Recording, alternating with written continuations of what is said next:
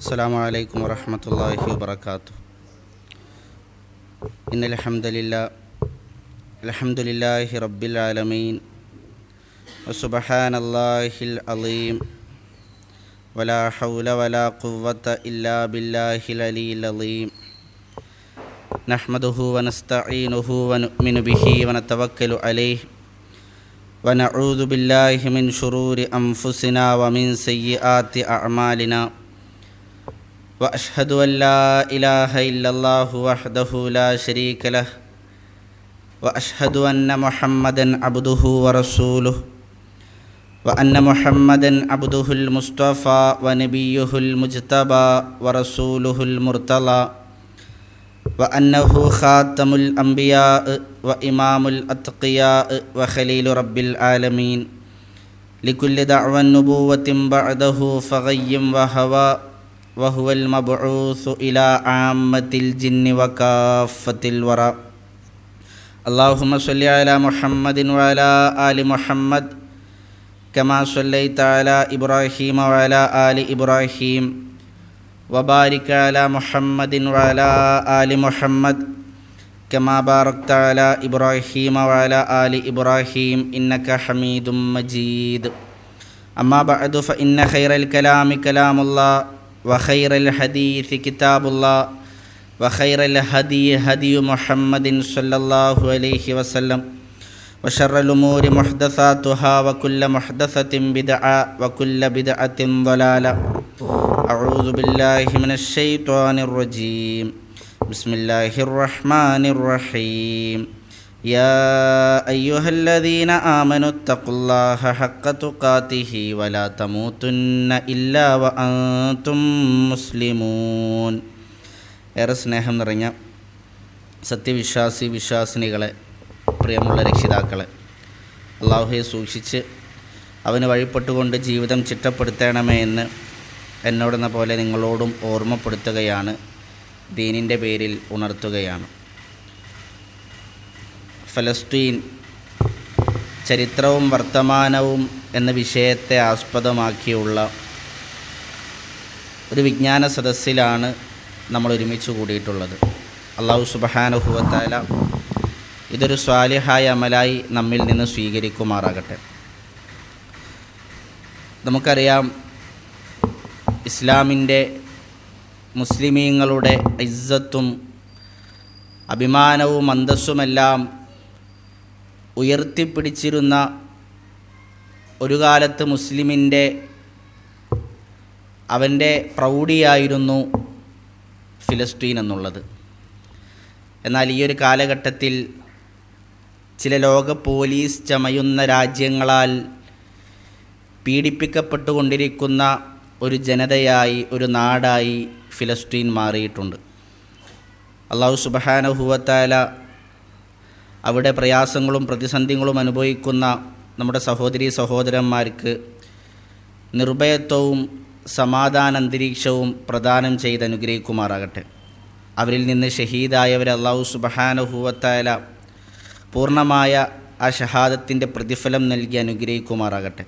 പരീക്ഷണങ്ങളാൽ ബുദ്ധിമുട്ടുന്ന അവിടെയുള്ള സഹോദരീ സഹോദരന്മാർക്ക് അല്ലാഹു സുബ്ഹാനഹു വ തആല തക്കതായ പ്രതിഫലം നൽകി അനുഗ്രഹിക്കുകയും അതിൽ ക്ഷമിക്കാനുള്ള ഈമാനികമായ കരുത്ത് അല്ലാഹു സുബ്ഹാനഹു വ തആല പ്രദാനം ചെയ്യുകയും ചെയ്യുമാറാകട്ടെ. നരഭോജിയായ നെതന്യാഹുവിൻ്റെ പട്ടാളങ്ങളുടെ തോക്കിൽ നിന്നുതിരുന്ന തീയുണ്ടകൾ പാറിക്കൊണ്ടിരിക്കുന്ന ഒരു നാടായി ഇന്ന് ഫിലസ്തീൻ മാറിയിരിക്കുകയാണ്. ഒരുപക്ഷെ എറിയപ്പെട്ട ബോംബ് ഷെല്ലുകൾക്കിടയിൽ സുജൂദ് ചെയ്യേണ്ടി വരുന്ന ഒരു ജനതയായി ഫിലസ്തീൻ ജനത മാറിയിരിക്കുന്നു. തീ തുപ്പുന്ന മുസൈലുകൾ, അന്തരീക്ഷത്തിലൂടെ ചീറിപ്പായുന്ന സമാധാനവും നിർഭയത്വവും നഷ്ടപ്പെട്ട ഒരു ജനതയായി ഫിലസ്തീൻ ഇന്ന് മാറിയിരിക്കുന്നു. ചരിത്രത്തിലുള്ള അജ്ഞതയാണ് എല്ലാ സമൂഹത്തിലും ആ സമുദായത്തിനെ നാശത്തിലേക്ക് നയിച്ചിട്ടുള്ളത്. ഖുദ്സിനെപ്പറ്റി, ഫിലസ്തീനെപ്പറ്റി, മസ്ജിദുൽ അഖ്സയെപ്പറ്റി ഇന്ന് നിരന്തരമായി നമ്മൾ കേട്ടുകൊണ്ടിരിക്കുമ്പോൾ എന്താണൊരു മുസ്ലിമിന് ഫിലസ്തീനുമായുള്ള ബന്ധം? അതിലെന്താണൊരു മുസ്ലിം അറിഞ്ഞിരിക്കേണ്ടുന്ന ചരിത്രം? അതിൽ മുസ്ലിമിനുള്ള ഗുണപാഠം എന്താണ്? ഇങ്ങനെ ചരിത്രം നമ്മൾ അറിഞ്ഞിരിക്കുക എന്നുള്ളത് ഏറ്റവും പ്രധാനപ്പെട്ട ഒരു വിഷയമാണ്. കാരണം ചരിത്രത്തിലുള്ള അജ്ഞത ഒരു സമുദായത്തെ നാശത്തിലേക്ക് തന്നെ നയിച്ചേക്കാം. അഹമ്മദ് ഷൗക്കി ഒരു മഹാകവിയാണ്. അഹമ്മദ് ഷൗക്കിയുടെ ഒരു വരിയിൽ കാണാം, ഇഖ്റ ഉത്താരീഖ, നിങ്ങൾ ചരിത്രം വായിക്കണം, നിങ്ങൾ ചരിത്രം പഠിക്കണം. കാരണം ഇത് ഫീഹിൽ ഇബർ, നിങ്ങൾക്കുള്ള ഗുണപാഠമുള്ളത് ചരിത്രത്തിലാണ്. ലല്ല ഖൗമുൻ, ഒരുപാട് ജനങ്ങൾ, ഒരുപാട് ജനതകൾ നശിച്ചു പോയിട്ടുണ്ട്. അതിനുള്ള കാരണം ലാ യദ്റൂനൽ ഖബർ, അവർക്ക് ചരിത്രം അറിയുമായിരുന്നില്ല എന്നുള്ളതാണ്. അതുകൊണ്ട് ചരിത്രത്തിലുള്ള അജ്ഞത അത് വളരെ ഗൗരവമുള്ളൊരു വിഷയമാണ്. അതുകൊണ്ടാണ് മഹാനായ ഹസനുൽ ബസ്രി റഹ്മത്തുള്ളാഹി പറഞ്ഞത് കാണാം, ഞങ്ങളുടെ കുട്ടികൾക്ക് ഖുർആൻ പഠിപ്പിച്ചു കൊടുക്കുന്നത് പോലെ അബൂബക്കർ സിദ്ദീഖ് റളിയല്ലാഹു അൻഹുവിൻ്റെ ചരിത്രം ഞങ്ങൾ പഠിപ്പിച്ചു കൊടുക്കുമായിരുന്നു. അപ്പോൾ നമ്മുടെ മുൻഗാമികളെല്ലാം ചരിത്ര പഠനം വളരെ ഗൗരവത്തോടുകൂടി കണ്ടിരുന്ന ഒരു വിഷയമാണ്. ഫിലസ്തീനെക്കുറിച്ച് പഠിക്കുമ്പോൾ 3 പദങ്ങളാണ് അടിസ്ഥാനപരമായി നമ്മൾ മനസ്സിലാക്കേണ്ടത്. ഒന്ന് മസ്ജിദുൽ അഖ്സ, ഇത് അല്ലാഹു സുബ്ഹാനഹു വ തആല പരിശുദ്ധ ഖുർആനിൽ പ്രയോഗിച്ച പദമാണ്. സൂറത്ത് ഇസ്രാഇൻ്റെ 1-ാമത്തെ ആയത്തിൽ അല്ലാഹു സുബ്ഹാനഹു വ തആല പറഞ്ഞു, സുബ്ഹാനല്ലദീ അസ്റാ ബിഅബ്ദിഹി ലൈലൻ മിനൽ മസ്ജിദിൽ ഹറാമി ഇലൽ മസ്ജിദിൽ അഖ്സ അല്ലദീ ബാറക്നാ ഹൗലഹു ലിനുരിയഹു മിൻ ആയാത്തിന. അല്ലാഹു സുബ്ഹാനഹു വ തആല പരിശുദ്ധനായിരിക്കുന്നു. അവൻ എങ്ങനെയുള്ളവനാണ്? തൻ്റെ അടിമയെക്കൊണ്ട് മസ്ജിദുൽ ഹറമിൽ നിന്നും മസ്ജിദുൽ അഖ്സയിലേക്ക് രാപ്രയാണം ഇസ്രാ നടത്തിയവനായ അല്ലാഹു സുബ്ഹാൻ, അവൻ പരിശുദ്ധനായിരിക്കുന്നു. ആ മസ്ജിദുൽ അഖ്സയുടെ ചുറ്റുമുള്ള ഭാഗങ്ങളെല്ലാം ബറക്കത്തുള്ളതാക്കിയിരിക്കുന്നു. എന്തിനാണ് ആ യാത്ര? ലിനുരിയഹു മിൻ ആയാത്തിന, നമ്മുടെ ദൃഷ്ടാന്തങ്ങളിൽ നിന്ന് അവന് കാണിച്ചു കൊടുക്കുന്നതിന് വേണ്ടിയാണ്. അപ്പോൾ മസ്ജിദുൽ അഖ്സ എന്നുള്ളത് പരിശുദ്ധ ഖുർആനിൽ അള്ളാഹു പ്രയോഗിച്ച പദമാണ്. രണ്ടാമത്തത് ഖുദുസ്. ഖുദുസ് എന്ന് പറഞ്ഞാൽ അതൊരു ഗ്രാമമാണ്. ഫിലിസ്തീനിലുള്ള ഒരു ഗ്രാമത്തിൻ്റെ പേരാണ് ഖുദുസ്. മൂന്നാമത്തത് ബൈത്തുൽ മഖ്ദിസ്. ബൈത്തുൽ മഖ്ദിസ് എന്ന നാമം പരിശുദ്ധ ഖുർആനിൽ എവിടെയും നമുക്ക് കാണുവാൻ സാധിക്കുന്നില്ല. എന്നാൽ ഹദീസുകളിൽ ധാരാളമായി കൊണ്ട് ഉപയോഗിക്കപ്പെട്ട നാമമാണ് ബൈത്തുൽ മഖ്ദിസ്. ബൈത്തുൽ മുഖദ്ദസ് എന്നല്ല ഉപയോഗിക്കപ്പെട്ടിട്ടുള്ളത്, ബൈത്തുൽ മഖ്ദിസ് എന്നാണ്. ഹദീസുകളിൽ ധാരാളമായി കൊണ്ട് റസൂലുള്ളാഹി സ്വല്ലല്ലാഹു അലൈഹി വസല്ലം തങ്ങൾ ആ പദം ഉപയോഗിച്ചതായി നമുക്ക് കാണുവാൻ സാധിക്കും. വലൈക്കും അസ്സലാം വറഹ്മത്തുള്ളാഹി. ഈ നാടിൻ്റെ ആദ്യത്തെ നാമം ഈലിയ എന്നുള്ളതായിരുന്നു. ഹിജ്റ 5 വരെ വലൈക്കും അസ്സലാം വറഹ്മത്തുള്ളാഹി ഹിജ്റ 5 വരെ ഈലിയ എന്ന നാമമാണ് ഇതിന് നൽകപ്പെട്ടിരുന്നത്. പിന്നീട് പേര് മാറ്റുകയും ഹിജ്റ 5-ലാണ് ഖുദുസ് എന്ന നാമകരണം ചെയ്തത് എന്ന് ചരിത്രത്തിൽ കാണുവാൻ സാധിക്കും. മസ്ജിദുൽ ഹറം പോലെ അല്ലെങ്കിൽ മസ്ജിദുൻ നബവി പോലെയുള്ള ഒരു സൃഷ്ടിയല്ല, ആ രൂപത്തിലുള്ള ഒരു സൃഷ്ടിപ്പല്ല മസ്ജിദുൽ അഖ്സക്കുള്ളത്. ചുറ്റും മതിലുകളാൽ 4 ഭാഗവും മതിലുകൾ കെട്ടി മതിലുകൾക്കുള്ളിൽ സംരക്ഷിക്കപ്പെട്ട രൂപത്തിലാണ് മസ്ജിദുൽ അഖ്സ നിർമ്മിക്കപ്പെട്ടിട്ടുള്ളത്. ഇൻഷാ അല്ലാഹ് അതിൻ്റെ ചിത്രങ്ങൾ കാണിക്കും, വിശദമായി നമുക്കപ്പോൾ മനസ്സിലാക്കാം. പലരും മസ്ജിദുൽ അഖ്സയെക്കുറിച്ച് പറയുമ്പോൾ അല്ലെങ്കിൽ ഫിലസ്തീനെക്കുറിച്ച് പറയുമ്പോൾ പറയുന്നത് കേൾക്കാറുണ്ട്, അതാ നാട്ടുകാരുടെ പ്രശ്നമല്ലേ, എന്തിനാണ് അതിൽ നമ്മൾ ഇടപെടുന്നത്, നമ്മളെന്തിനാണ് അതിൽ ദുഃഖം പേറുന്നത്, നമ്മളെന്തിനാണ് അതിനെക്കുറിച്ച് സംസാരിക്കുന്നത്, അതാ നാട്ടുകാരുടെ പ്രശ്നമല്ലേ എന്ന രൂപത്തിൽ സംസാരിക്കാറുണ്ട്. യഥാർത്ഥത്തിൽ ഫിലസ്തീൻ ആ നാട്ടുകാരുടെ പ്രശ്നമല്ല. ഫിലസ്തീനിലെ പ്രശ്നം എന്ന് പറഞ്ഞാൽ അത് അറബികളുടെ പ്രശ്നമല്ല. ഫിലസ്തീൻ മസ്ജിദുൽ അഖ്സ അതൊരു മുസ്ലിമിൻ്റെ അഖീദയുമായി ബന്ധപ്പെട്ടതാണ്, ഒരു മുസ്ലിമിൻ്റെ വിശ്വാസവുമായി ബന്ധപ്പെട്ടതാണ് മസ്ജിദുൽ അഖ്സ. ഒരുപാട് പ്രവാചകന്മാരുടെ പുണ്യപാദങ്ങൾ പതിഞ്ഞ, കഴിഞ്ഞുപോയ ഒരുപാട് പ്രവാചകന്മാരുടെ ചരിത്രമുറങ്ങുന്ന മണ്ണാണ് യഥാർത്ഥത്തിൽ ഫിലസ്തീൻ എന്നുള്ളത്. ഇനി എന്തിനു വേണ്ടിയാണ് മസ്ജിദുൽ അഖ്സയെക്കുറിച്ച് കേൾക്കുമ്പോൾ, അല്ലെങ്കിൽ ഖുദ്സിൽ ഒരു അറ്റാക്ക് ഉണ്ടാകുന്നു എന്ന് കേൾക്കുമ്പോൾ, അല്ലെങ്കിൽ ഫിലസ്തീൻ ആക്രമിക്കപ്പെടുന്നു എന്ന് കേൾക്കുമ്പോൾ ഒരു മുസ്ലിം എന്തിനാണ് വികാരം കൊള്ളുന്നത്? ഒരു മുസ്ലിമിന് എന്താണ് ഫിലസ്തീനുമായി ഖുദ്സുമായുള്ള ബന്ധം? ഏറ്റവും പ്രധാനപ്പെട്ട ഒന്നാമത്തെ ബന്ധം 16 മാസക്കാലം അല്ലെങ്കിൽ 17 മാസക്കാലം മുസ്ലിമിൻ്റെ ഖിബിലയായിരുന്നു മസ്ജിദുൽ അഖ്സ. ഹദീസിൽ കാണാം, ബർറാ ഇബ്നു ആസിബ് റളിയല്ലാഹു അൻഹു പറയുന്നു, സ്വല്ലാ ബിനാ റസൂലുള്ളാഹി സ്വല്ലാ ബിഹിമുൻ നബിയ്യി സ്വല്ലാ മഅൻ നബിയ്യി സ്വല്ലല്ലാഹു അലൈഹി വസല്ലമ നഹ്വ ബൈത്തിൽ മഖ്ദിസി 16 ശഹ്റൻ ഔ 17 ശഹ്റ. ഞങ്ങൾ റസൂലുള്ളാഹി സ്വല്ലല്ലാഹു അലൈഹി വസല്ലം തങ്ങളുടെ കൂടെ ബൈത്തുൽ മഖ്ദിസിലേക്ക് തിരിഞ്ഞ് 16 മാസം നമസ്കരിച്ചു, അല്ലെങ്കിൽ 17 മാസം നമസ്കരിച്ചു. അപ്പം 16 മാസം അല്ലെങ്കിൽ 17 മാസം സ്വഹാബാക്കളും റസൂലുള്ളാഹിയും തിരിഞ്ഞ് നമസ്കരിച്ച നമ്മുടെ ഖിബിലയായിരുന്നു മസ്ജിദുൽ അഖ്സ, അവിടെയുള്ള സ്വഹ്റ. ഇൻഷാ അല്ലാഹ് അതിൻ്റെ ചിത്രങ്ങൾ നമ്മൾ കാണിക്കും. രണ്ടാമത്തെ മുസ്ലിമിന് മസ്ജിദുൽ അഖ്സയുമായുള്ള ബന്ധം, റസൂലുള്ളാഹി സ്വല്ലല്ലാഹു അലൈഹി വസല്ലം തങ്ങളുടെ ഇസ്രാ ഉണ്ടായത് റസൂലുള്ളാഹി സ്വല്ലല്ലാഹു അലൈഹി വസല്ലം തങ്ങളുടെ ഇസ്രാ ഉണ്ടായത് മസ്ജിദുൽ അഖ്സയിലേക്കാണ്.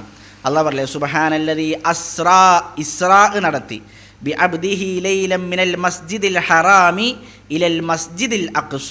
അപ്പോൾ മസ്ജിദുൽ അഖ്സയിലേക്കാണ് പ്രവാചകൻ സ്വല്ലല്ലാഹു അലൈഹി വസല്ലം തങ്ങളുടെ ഇസ്രാ. മൂന്നാമത്തെ നമുക്ക് ഖുദ്സുമായുള്ള മസ്ജിദുൽ അഖ്സയുമായുള്ള ബന്ധം, പ്രവാചകൻ സ്വല്ലല്ലാഹു അലൈഹി വസല്ലം തങ്ങളുടെ മിഅ്റാജ് ആരംഭിക്കുന്നത് മസ്ജിദുൽ അഖ്സയിൽ നിന്നാണ്. സ്വഹ്റയുടെ മുകളിൽ നിന്നാണ് റസൂലുള്ളാഹി സ്വല്ലല്ലാഹു അലൈഹി വസല്ലം ആകാശലോകത്തിലേക്ക് കയറിപ്പോയ മിഅ്റാജ് ഉണ്ടായത്. നാലാമത്തെ നമുക്ക് മസ്ജിദുൽ അഖ്സയുമായുള്ള ബന്ധം, നമുക്ക് പുണ്യം പ്രതീക്ഷിച്ചുകൊണ്ട് യാത്ര ചെയ്യുവാൻ അനുവാദമുള്ളത് 3 സ്ഥലങ്ങളിലേക്കാണ്. റസൂലുള്ളാഹി സ്വല്ലല്ലാഹു അലൈഹി വസല്ലം തങ്ങൾ പറഞ്ഞു, ലാ തുശദ്ദുർ റിഹാൽ ഇല്ലാ ഇലാ 3 മസാജിദ്. 3 പള്ളികളിലേക്കല്ലാതെ പുണ്യം പ്രതീക്ഷിച്ചുകൊണ്ട് യാത്ര ഒരു മുസ്ലിമിന് അനുവദനീയമല്ല. അപ്പോൾ നമ്മുടെ നാട്ടിൽ മുനമ്പത്തേക്ക്, അതുപോലെ തന്നെ മുത്തുപേട്ടയിലേക്ക്, നാഗൂറിലേക്ക്, അജ്മീറിലേക്ക്, പുത്തമ്പള്ളിയിലേക്ക്, പുതുമന്നാനിയിലേക്ക്, ഒലിയങ്കോടിലേക്കൊക്കെ പുണ്യം പ്രതീക്ഷിച്ചുകൊണ്ട് ആളുകൾ യാത്ര ചെയ്യുന്നുണ്ട്. ആ യാത്രയുമായി ഇസ്ലാമിനൊരു ബന്ധവുമില്ല. പുണ്യം പ്രതീക്ഷിച്ചുകൊണ്ട് യാത്ര ചെയ്യാൻ അനുവാദമുള്ളത് 1 മസ്ജിദുൽ ഹറാം, മക്കയിലുള്ള ഹറം പള്ളി; 2 മദീനയിലുള്ള മസ്ജിദുൻ നബവി, പ്രവാചകൻ സ്വല്ലല്ലാഹു അലൈഹി വസല്ലമയുടെ മസ്ജിദ്; 3ാമത്തത് ഫിലസ്തീനിലുള്ള മസ്ജിദുൽ അഖ്സ അല്ലെങ്കിൽ ബൈത്തുൽ മഖ്ദിസ്. ഈ 3 പള്ളികളിലേക്കാണ് പുണ്യം പ്രതീക്ഷിച്ചുകൊണ്ട് നമുക്ക് യാത്ര പോകാൻ അനുവാദമുള്ളത്. 5ാമതായിക്കൊണ്ട് റസൂലുള്ളാഹി സ്വല്ലല്ലാഹു അലൈഹി വസല്ലം പറഞ്ഞു, ലാ ഇഅ്തികാഫ ഇല്ലാ ഇലാ 3 മസാജിദ്. 3 പള്ളികളിലല്ലാതെ പൂർണ്ണമായ ഇഅ്തികാഫില്ല. ജുമാ നടക്കുന്ന, ജമാഅത്ത് നടക്കുന്ന നമ്മുടെ പള്ളിയിലൊക്കെ നമുക്ക് ഇഅ്തികാഫ് ഇരിക്കാം. എന്നാൽ ഇഅ്തികാഫിൻ്റെ പൂർണ്ണമായ പ്രതിഫലമുള്ളത് 3 പള്ളികളിൽ മാത്രമാണ്. 1 മസ്ജിദുൽ ഹറം, 2 മസ്ജിദുൻ നബവി, 3 മസ്ജിദുൽ അഖ്സ. 6ാമതായിക്കൊണ്ട് നമുക്ക് മസ്ജിദുൽ അഖ്സയുമായുള്ള ബന്ധം, മസ്ജിദുൽ ഹറമിൽ നമ്മുടെ പള്ളിയിൽ നമസ്കരിക്കുന്നതിനേക്കാൾ 1 റക്അത്തിന് 1,00,000 പ്രതിഫലമാണെങ്കിൽ, മസ്ജിദുൻ നബവിയിൽ 1000 ഇരട്ടി പ്രതിഫലമാണെങ്കിൽ, മസ്ജിദുൽ അഖ്സയിൽ 250 ഇരട്ടി പ്രതിഫലമാണ്. മറ്റൊരു പള്ളിക്കും ആ പ്രതിഫലങ്ങളില്ല.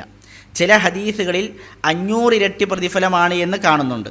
പക്ഷേ സൂക്ഷ്മമായ വായനയിൽ ആ ഹദീസ് ദുർബലമാണ് എന്നതാണ് പണ്ഡിതന്മാർ രേഖപ്പെടുത്തിയിട്ടുള്ളത്. അല്ലാഹു അലം. സ്വഹീഹായ റിപ്പോർട്ടിൽ പ്രവാചകൻ സ്വല്ലല്ലാഹു അലൈഹി വസല്ലം തങ്ങൾ പറയാണ്, സ്വലാത്തുൻ ഫി മസ്ജിദി ഹാദ, എൻ്റെ ഈ പള്ളിയിലുള്ള അഥവാ മസ്ജിദുൻ നബവിയിലുള്ള നമസ്കാരം എന്ന് പറഞ്ഞാൽ അഫ്ളലു മിൻ 4 സ്വലവാത്തിൻ ഫീഹി, മസ്ജിദുൽ അഖ്സയിലുള്ള 4 നമസ്കാരത്തേക്കാൾ പ്രതിഫലമാണ്. അപ്പോൾ മസ്ജിദുൻ നബവിയിൽ നമുക്കറിയാം 1000 ഇരട്ടിയാണ്. അപ്പോൾ 1000/4 250. അപ്പോൾ സ്വഹീഹായ റിപ്പോർട്ടിൽ നമുക്ക് മനസ്സിലാക്കുവാൻ സാധിക്കുന്നത്, മസ്ജിദുൽ അഖ്സയിൽ 1 റക്അത്ത് നമസ്കരിച്ചാൽ നമ്മുടെ പള്ളിയിൽ നമസ്കരിക്കുന്നതിനേക്കാൾ 250 ഇരട്ടി പ്രതിഫലം ലഭിക്കും എന്നുള്ളതാണ്. അല്ലാഹു അലം. അപ്പോൾ ഇങ്ങനെ ഒരുപാട് ബന്ധങ്ങൾ ഒരു മുസ്ലിമിന് മസ്ജിദുൽ അഖ്സയുമായുണ്ട്.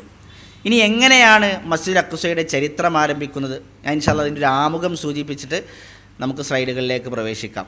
മസ്ജിദുൽ അഖ്സ ആരാണ് ഉണ്ടാക്കിയത്? ജൂതന്മാർ, യഹൂദന്മാർ വാദിക്കുന്നത് അത് സുലൈമാൻ നബി അലൈഹി സ്വലാത്തു വസ്സലാമാണ് ഉണ്ടാക്കിയത് എന്നാണ്. സുലൈമാൻ നബി അലൈഹി സ്വലാത്തു വസ്സലാമാണ് മസ്ജിദുൽ അഖ്സ നിർമ്മിച്ചിരുന്നത് എങ്കിൽ പരിശുദ്ധ ഖുർആനിൽ വിശാലമായി സുലൈമാൻ നബി അലൈഹി സ്വലാത്തു വസ്സലാമിൻ്റെ ചരിത്രം അള്ളാഹു പറയുന്നുണ്ട്. അവിടെ ഒരു പരാമർശമെങ്കിലും നമുക്ക് കാണണമായിരുന്നു.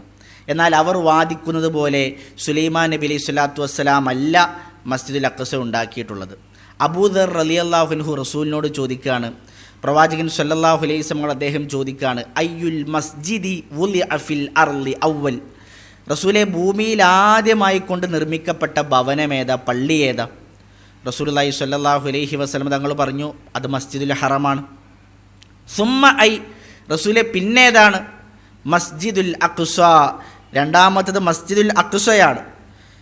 സ്വഹാബിയുടെ മൂന്നാമത്തെ ചോദ്യം, കം കാന ബൈനഹുമാ, റസൂലെ അവക്കിടയിൽ എത്ര വ്യത്യാസമുണ്ട്? റസൂലുള്ളാഹി പറഞ്ഞു, അർബഊന സന, 40 വർഷമാണ്. ചരിത്രത്തിൽ ഏറ്റവും സ്വീകാര്യമായ, ഏറ്റവും പ്രസിദ്ധമായ ശരിയോടടുത്ത അഭിപ്രായ പ്രകാരം ആദം നബി അലൈഹി സ്വലാത്തു വസ്സലാമിൻ്റെ കാലഘട്ടത്തിൽ തന്നെ മസ്ജിദുൽ ഹറമുണ്ട്. ഇബ്രാഹിം നബി അലൈഹി സ്വലാത്തു വസ്സലാം അത് പുതുക്കി പണിതതാണ്. കാരണം സ്വാലിഹ് നബി അലൈഹി സ്വലാത്തു വസ്സലാം, ഹൂദ് നബി അലൈഹി സ്വലാത്തു വസ്സലാം ഇവരൊക്കെ ഹജ്ജിന് വന്ന ചരിത്രങ്ങളിൽ വായിക്കുവാൻ സാധിക്കുന്നുണ്ട്. അവരൊക്കെ ഇബ്രാഹിം നബി അലൈഹി സ്വലാത്തു വസ്സലാമിൻ്റെ ഒരുപാട് മുമ്പാണല്ലോ. അപ്പോൾ ആദം നബി അലൈഹി സ്വലാത്തു വസ്സലാമിൻ്റെ കാലഘട്ടത്തിൽ തന്നെ മസ്ജിദുൽ ഹറമുണ്ട്. അപ്പോൾ അത് ആരുണ്ടാക്കി? ഒന്നുകിൽ ആദം നബി അലൈഹി സ്വലാത്തു വസ്സലാം അദ്ദേഹത്തിൻ്റെ സന്താനങ്ങളുണ്ടാക്കി, അല്ലെങ്കിൽ അത് മലക്കുകളുണ്ടാക്കി. ആദം നബി അലൈഹി സ്വലാത്തു വസ്സലാമിൻ്റെ കാലഘട്ടത്തിൽ മസ്ജിദുൽ ഹറമുണ്ട്. അതുണ്ടാക്കി 40 വർഷങ്ങൾ കഴിഞ്ഞാണ് മസ്ജിദുൽ അഖ്സ ഉണ്ടാക്കിയത്. ആദം നബി അലൈഹി സ്വലാത്തു വസ്സലാമിൻ്റെ കാലങ്ങൾ കഴിഞ്ഞ് ഒരുപാട് വർഷം കഴിഞ്ഞിട്ടാണ് സുലൈമാൻ നബി അലൈഹി സ്വലാത്തു വസ്സലാം വരുന്നത്. അപ്പോൾ സുലൈമാൻ നബി അലൈഹി സ്വലാത്തു വസ്സലാം അല്ല മസ്ജിദുൽ അഖ്സ ഉണ്ടാക്കിയിട്ടുള്ളത്. ആദം നബി അലൈഹി സ്വലാത്തു വസ്സലാം അദ്ദേഹത്തിൻ്റെ സന്താനങ്ങളായിരിക്കാം, അല്ലെങ്കിൽ അത് മലക്കുകൾ ആയിരിക്കാം. അന്നൊരു പള്ളിയായിട്ടില്ല, അന്ന് അവിടെ അതിനുള്ള സ്ഥലം നിശ്ചയിച്ചിട്ടുണ്ട്. ഒരു പള്ളിയായിട്ട് ഇന്നത്തെ പോലെ നിർമ്മിക്കപ്പെട്ടിട്ടില്ല എങ്കിലും അതിൻ്റെ സ്ഥലം നിർണ്ണയിക്കപ്പെട്ടിട്ടുണ്ട്. കാരണം ദാവൂദ് നബി അലൈഹി സ്വലാത്തു വസ്സലാമാണ് പിന്നീട് മസ്ജിദുൽ അഖ്സ നിർമ്മിക്കുന്നത്. ഇൻഷാ അല്ലാഹ് നമുക്ക് അതിൻ്റെ ചരിത്രങ്ങളിലേക്ക് വരാം. ശരി, ഇനി എങ്ങനെയാണ് മസ്ജിദുൽ അഖ്സയുടെ ചരിത്രം ആരംഭിക്കുന്നത്? യാക്കൂബ് നബി അലൈഹി സ്വലാത്തു വസ്സലാം അദ്ദേഹം മസ്ജിദുൽ അഖ്സ പരിപാലിച്ചിരുന്നതായി പരിശുദ്ധ ഖുർആനിൽ അല്ലാഹു സുബ്ഹാനഹു വ തആല പറയുന്നു. യാക്കൂബ് നബി അലൈഹി സ്വലാത്തു വസ്സലാമാണ് ഇസ്രായീൽ എന്നറിയപ്പെടുന്ന പ്രവാചകൻ. അദ്ദേഹത്തിൻ്റെ 12 മക്കൾ, അവരാണ് ബനൂ ഇസ്രായേൽ എന്നറിയപ്പെടുന്നത്. യാക്കൂബ് നബി അലൈഹി സ്വലാത്തു വസ്സലാം മക്കളും ഫിലിസ്തീനിൽ താമസിക്കുന്നു. പിന്നീട് യൂസുഫ് നബി അലൈഹി സ്വലാത്തു വസ്സലാം കിണറ്റിലേക്ക് എറിയപ്പെടുന്നു. അദ്ദേഹം കൊട്ടാരത്തിലേക്ക് ഈജിപ്തിലെത്തുന്നു. കൊട്ടാരത്തിൽ അദ്ദേഹം രാജാവാകുന്നു. ശക്തമായ വരൾച്ച നാടൊന്നാകെ ബാധിക്കുന്നു. യാക്കൂബ് നബി അലൈഹി സ്വലാത്തു വസ്സലാമിനും മക്കൾക്കും ഈജിപ്തിലേക്ക് പലായനം ചെയ്യേണ്ടി വരുന്നു. അങ്ങനെ യാക്കൂബ് നബി അലൈഹി സ്വലാത്തു വസ്സലാമും യൂസുഫ് നബി അലൈഹി സ്വലാത്തു വസ്സലാമും ഈജിപ്തിൽ താമസം ആരംഭിക്കുന്നു. പിന്നീട് ആരാണ് ബൈത്തുൽ മഖ്ദിസ് പരിപാലിച്ചത് എന്നോ പരിചരിച്ചത് എന്നോ പരിശുദ്ധ ഖുർആൻ പറയുന്നില്ല. പിന്നെ പരിശുദ്ധ ഖുർആൻ പറയുന്ന ചരിത്രം മൂസാ നബി അലൈഹി സ്വലാത്തു വസ്സലാമിൻ്റെ ചരിത്രമാണ്. ഇത് വിശാലമായ ഒരു ചരിത്രമാണ്. ഒരു 4-5 ക്ലാസ്സുകൾ നീട്ടിയെടുക്കേണ്ട ചരിത്രം. അതിലെ ഏറ്റവും പ്രധാനപ്പെട്ട ചില ഭാഗങ്ങൾ മാത്രമാണ് നമ്മൾ സൂചിപ്പിച്ചു പോകുന്നത്. പിന്നീട് മൂസാ നബി അലൈഹി സ്വലാത്തു വസ്സലാമിൻ്റെ ചരിത്രമാണ് പരിശുദ്ധ ഖുർആൻ പറയുന്നത്.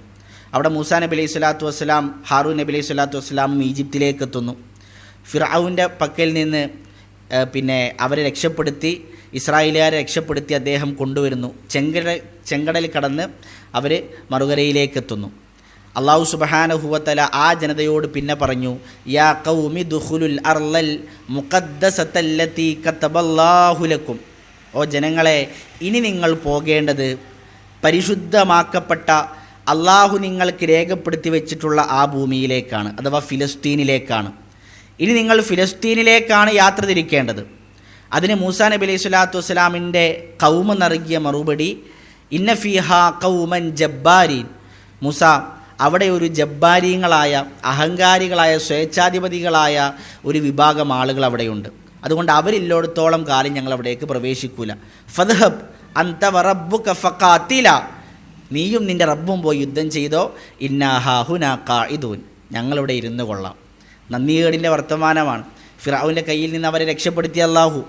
ചെങ്കടൽ കടന്ന് ആ മുഇസത്ത് കണ്ണുകൊണ്ട് കണ്ട ഒരു വിഭാഗം, അല്ലാഹു സുബ്ഹാനഹു വ തആല തണുത്ത മേഘത്തെ അവർക്ക് തണലായി മരുഭൂമിയിൽ വിരിച്ചു കൊടുത്തു. മന്നയും സെൽവയും ഇറക്കിക്കൊടുത്തു. അവരുടെ ഭക്ഷണം ജീർണിക്കാതെ അല്ലാഹു സുബ്ഹാനഹു വ തആല അവർക്ക് നൽകി. അവരുടെ വസ്ത്രം ജീർണിക്കാതെ അല്ലാഹു അവർക്ക് നൽകി. ഒരുപാട് അനുഗ്രഹങ്ങൾ നൽകിയതിന് ശേഷം അല്ലാഹു പറയാണ്, മൂസ, നിൻ്റെ ജനങ്ങളെയും കൂട്ടി നീ ബൈത്തുൽ മഖ്ദിസിലേക്ക്, ഫിലിസ്തീനിലേക്ക് പ്രവേശിക്കണം. അതിന് ഖൗമി നൽകിയ മറുപടി, ഇദ്ഹബ് അൻത വറബ്ബുക ഫഖാതില, മൂസ നീയും നിൻ്റെ റബ്ബും ചെന്ന് യുദ്ധം ചെയ്തോ, ഇന്നാ ഹാഹുന ഖാഇദൂൻ, ഞങ്ങളിവിടെ ഇരുന്നു കൊള്ളാം.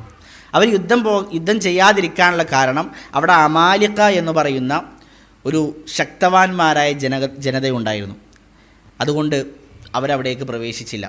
അള്ളാഹു സുബ്ഹാനഹു വ തആല അവരുടെ ആ നന്ദികേടിന് ശിക്ഷയായിട്ട് അള്ളാഹു പറഞ്ഞു, ഫ ഇന്നഹാ മുഹറമത്തുൻ അലൈഹിം 40 സന, 40 വർഷം അവർക്ക് ബൈത്തുൽ മഖ്ദിസ് ഹറാമാക്കിയിരിക്കുന്നു. 40 വർഷം അവർക്ക് ബൈത്തുൽ മഖ്ദിസിലേക്ക് പ്രവേശിക്കാൻ സാധിച്ചില്ല. യതീഹൂന ഫിൽ അർള്, അവർ ഭൂമിയിൽ തെണ്ടിത്തിരിഞ്ഞ് നടന്നു. തീഹ് വനാന്തരത്തിലൂടെ അവർ തെണ്ടിത്തിരിഞ്ഞ് ഭൂമിയിലൂടെ നടന്നു. മൂസാ നബി അലൈഹി സ്വലാത്തു വസ്സലാമിന് ബൈത്തുൽ മഖ്ദിസിലേക്ക് പ്രവേശിക്കാൻ സാധിച്ചില്ല. മൂസാ നബി അലൈഹി സ്വലാത്തു വസ്സലാം വഫാത്തായി. പിന്നീട് മൂസാ നബി അലൈഹി സ്വലാത്തു വസ്സലാമിൻ്റെ അനുയായിയായ യൂഷ ഇബ്നു നൂൻ അലൈഹി സ്വലാത്തു വസ്സലാം, അദ്ദേഹത്തിൻ്റെ കാലഘട്ടത്തിലാണ് പിന്നീട് മുസ്ലിമീങ്ങൾ ബൈത്തുൽ മഖ്ദിസ് വിജയിച്ചടക്കുന്നത്. അത് വിശാലമായൊരു ചരിത്രമാണ്. ഇൻഷാ അല്ലാഹ് നമുക്കതിലേക്ക് വരാം. അതിനുശേഷം 4 വർഷത്തോളം, 4 നൂറ്റാണ്ടോളം അവർ ഇസ്രായേലിയർ അവിടെ താമസിച്ചു. ഫിലിസ്തീനിൽ അവർ താമസിച്ചു 4 നൂറ്റാണ്ടോളം. അവരിൽ പ്രത്യേകിച്ച് രാജാക്കന്മാരില്ലാതെ പ്രവാചകന്മാർ നയിക്കുന്ന അവസ്ഥയിൽ അവരവിടെ താമസിച്ചു. അതിനുശേഷം അവർ കൊള്ളക്കാരും ബിംബാരാധകരുമായപ്പോൾ ഫിലിസ്തീയരെ കൊണ്ട് അള്ളാഹു സുബ്ഹാനഹു വ തആല അവരെ വീണ്ടും പരാജയപ്പെടുത്തി.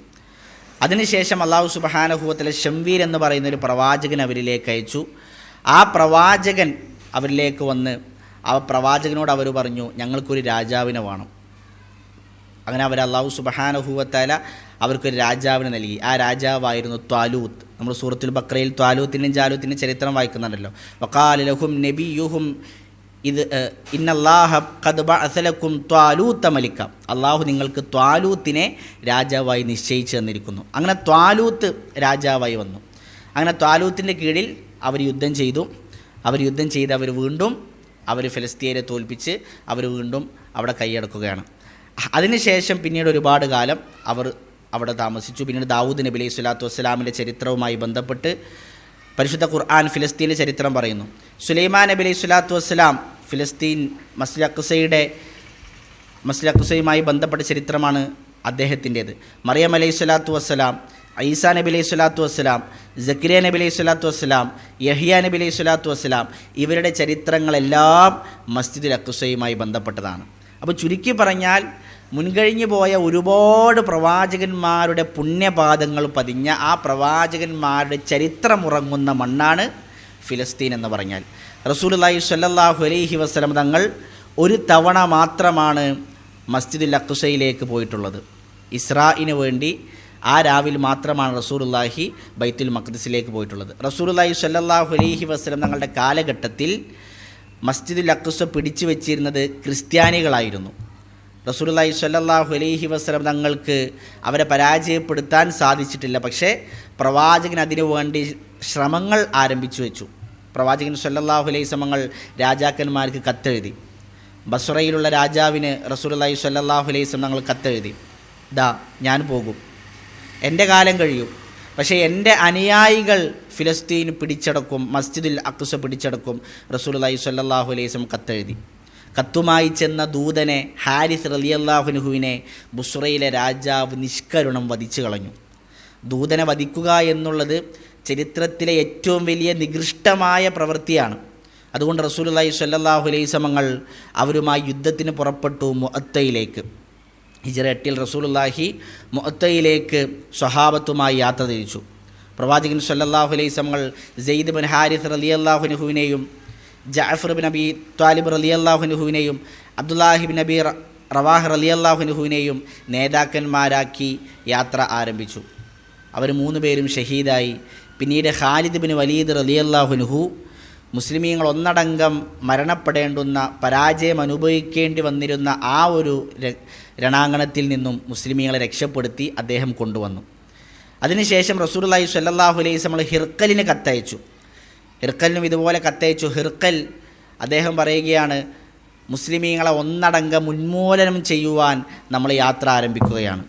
റസൂലുള്ളാഹി സ്വല്ലല്ലാഹു അലൈഹി വസല്ലം വിവരമറിഞ്ഞു. പ്രവാചകൻ സ്വല്ലല്ലാഹു അലൈഹി വസല്ലം പറഞ്ഞു, അവർ നമ്മളെ യുദ്ധം ചെയ്യുവാൻ വരികയാണ് എങ്കിൽ നമ്മൾ അവരെ തേടി യാത്ര തിരിക്കുന്നു. ഹിജ്റ 9 തബൂക്കിലേക്ക് റസൂലുള്ളാഹി സ്വല്ലല്ലാഹു അലൈഹി വസല്ലം യാത്ര തിരിച്ചു. 2 ലക്ഷത്തോളം വരുന്ന റോമക്കാർ, 30,000-ഓളം വരുന്ന സ്വഹാബത്ത്, പക്ഷേ തബൂക്കിൽ അവർ വറച്ചു, അവർ ശക്തമായി വിറകൊണ്ടു. മുസ്ലിമീങ്ങൾ തബൂക്കിൽ വിജയം വരിക്കുകയും അവർ തിരിച്ചു വരികയും ചെയ്തു. പിന്നീട് റസൂലുള്ളാഹി സ്വല്ലല്ലാഹു അലൈഹി വസല്ലമയുടെ ഹജ്ജത്തുൽ വദാ ആണ്. ഹജ്ജത്തുൽ വദായിൽ റസൂലുള്ളാഹി സ്വല്ലല്ലാഹു അലൈഹി വസല്ലമകൾ കർമ്മങ്ങൾ നിർവഹിച്ച് ഉസാമത്ത് ബിൻ സെയ്ദ് റളിയല്ലാഹു അൻഹുവിനെ വിളിച്ചുകൊണ്ട് പറഞ്ഞു, ഉസാമ, ഇനി നിങ്ങൾ യാത്ര തിരിക്കേണ്ടത് ഈലിയായിലേക്കാണ്. നിൻ്റെ ഉപ്പ മരണപ്പെട്ട നിൻ്റെ ഉപ്പയുടെ നാട്ടിലേക്ക് ഉസാമ ഇനി നിങ്ങൾ യാത്ര തിരിക്കണം. അവിടെ മസ്ജിദുൽ അഖ്സയുണ്ട്. അഖ്സയിലെത്തി നിങ്ങൾ ബാങ്കുലി മുളക്കണം. മഹാനായ ഉസാമത്ത് ബിൻ സെയ്ദ് റളിയല്ലാഹു അൻഹു സൈന്യവുമായി യാത്ര തിരിച്ചു. പക്ഷെ മദീന വിട്ട് പുറത്തെത്തിയതേ ഉള്ളൂ റസൂലുള്ളാഹി സ്വല്ലല്ലാഹു അലൈഹി വസല്ലം വഫാത്തായി. സൈന്യം തിരിച്ചു വന്നു. പിന്നീട് റസൂലുള്ളാഹി സ്വല്ലല്ലാഹു അലൈഹി വസല്ലമയുടെ വഫാത്തിന് ശേഷം അബൂബക്കർ സിദ്ദീഖ് റളിയല്ലാഹു അൻഹു ഭരണമേറ്റെടുത്തു. അബൂബക്കർ സിദ്ദീഖ് റളിയല്ലാഹു അൻഹു ആദ്യം ചെയ്തത് ഉസാമ റളിയല്ലാഹു അൻഹുവിൻ്റെ സൈന്യത്തെ ഈലിയായിലേക്ക് അയക്കലായിരുന്നു.